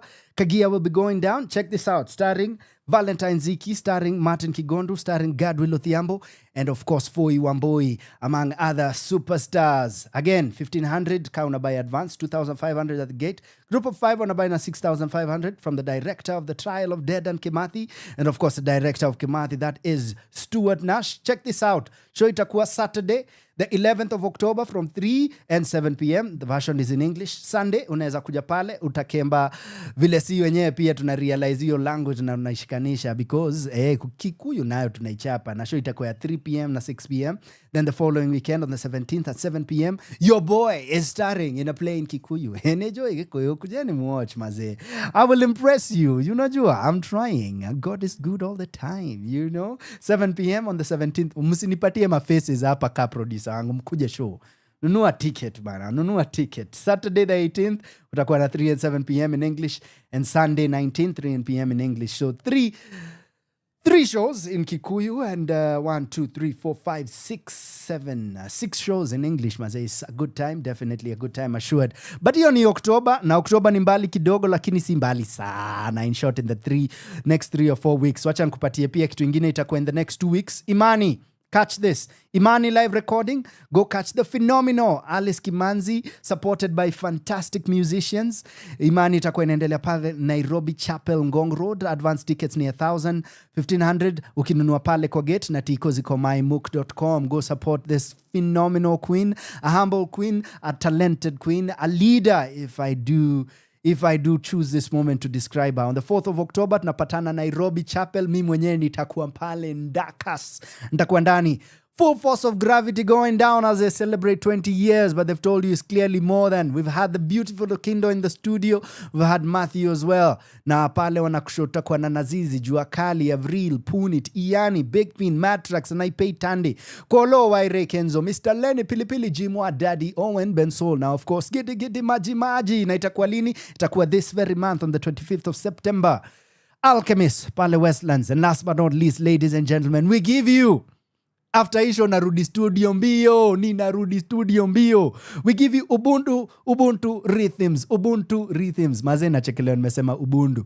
Hapana, isikue hivyo. Si Ubuntu bwana. Ni Ubuntu. Tunaenda pale South Africa. Ubuntu Rhythms. 18th of October, which is my brother's birthday, celebrating Lucky Dube's legacy from 1 p.m. to 6 p.m. Tutakuwa pale Baraza Media Lab Industrial Area. Alibad ticket, 1,000 shillings. Advance, 1,500. Gate, 2,000. Tickets available on madfan.com. Jua capacity si kubwa sana. Kwa hivyo si watu 1,000 tunatafuta. Get your tickets already. In fact, your story candy. Let's take that again. Let's go for it again. Check this out, ladies and gentlemen. PSA. Hiyo ni kelele napiga. Wow. Ubuntu Rhythms, courtesy of Ital Groove. 18th of October, celebrating Lucky Dube's legacy, 1 p.m. to 6 p.m. Baraza Media Lab Industrial Area. Kumbuka, ni inda, usijipate hii side ingine. Industrial Area, Baraza Lab Media. Alibads ni 1,000s. Hey, bwana. Hey, intake mara 50,000 because people gotta come. 1,500 advance, 2,000 pale kwa gate. Buy tiko zako pale madfan.com. Ubuntu Rhythms, Lucky Dube, tunakumbuka them times, maze. Big up Ital Groove. Check out show ya Sistren, itakuwa kesho maze. Check out show ya DJ Flozz, iko kesho maze, because she is the one behind this. Once again, ladies and gentlemen, Ital Groove presents Ubuntu Rhythms, 18th October, celebrating Lucky Dube's legacy, 1 p.m. to 6 p.m. pale Baraza Media Lab Industrial Area. Underline, Baraza Media Lab ya Inda. Tiko ni 1,500 advance, 2,000 gate. Na unaweza get tiko yako pale madfan.com. As for me and my house, nasema kwaherini sana na wapenda sana. See you at the theaters. #see you at the theaters. #Kigondu is on. #memories and generations. #Kagia. #I am Kagia. Your boy is active. Nashukuru sana for all those who keep watching and encouraging a brother. Nashukuru sana for all those who give me their big ups wherever they can and whenever they do. But most of all, I love it when you show up in these places that we do our thing. So see you around. KAG, big up yourselves. Asante sana Alice kwa kuwa na sisi, na asante sana Gravitti Band. Let's go. Closing out with one beautiful songs. Kwaherini sana. Tunafunga na nani? Na nani? Bella. Check this out. Brand new Blinky Bill. Shout out them guy, maze, tufurahie mziki, tuende ama tumeanza kuchoka, si ndio? Tupatane wale wanakaa saa hizi. Tupatane pale Hazina Towers Meza 92. Memories and Generations in open tonight. If you don't catch it tonight, catch it throughout the month. Kwaherini sana. Kigondu at KIGONDUW. Follow, engage, talk to a brother at Center Stage KE _ and of course at Power Radio. Let's go. Follow our YouTube. From sunrise to sunset, all day and night. Power Radio. Mbona unimisi siku hizi, penzi lako lanitia hofu. Mbona unimisi siku hizi, penzi lako lanitia hofu. Mbona waniona hivi, Bella. Mbona unimisi siku hizi, Bella. Mbona unimisi siku hizi, penzi lako lanitia hofu. Mbona unimisi siku hizi, penzi lako lanitia hofu. Mbona waniona hivi.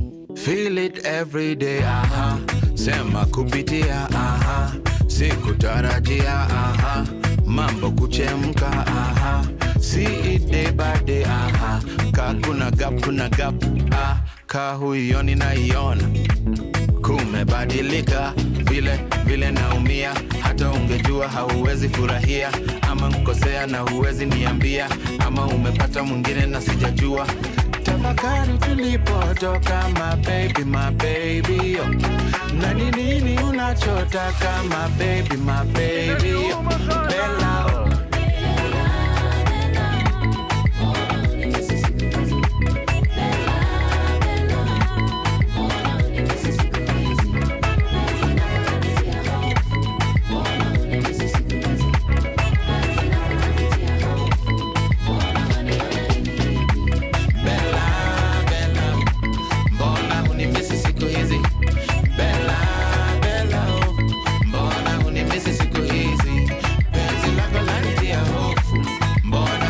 univizi siku hizi penzi lako lanitia hofu mbona waniona hivi hivi mademoiselle pick up yourself tubonge leo tupige story maneno mingi sipendelei wajua tu Nairobi ngori so nina watu cheka na watu kumbe ni fees ukisurvive big up yourself ka uko live big up yourself mbona kunizungusha zungusha mbona kunitatiza tatiza mbona kunizungusha zungusha mbona kunitatiza tatiza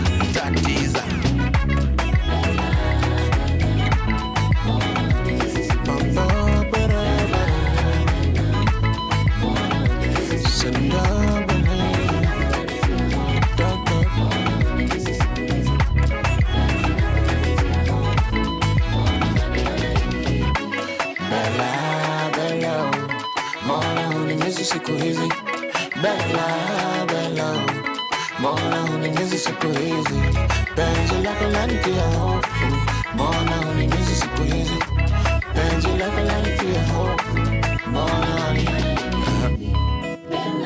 From sunrise to sunset, all day and night. Power Radio.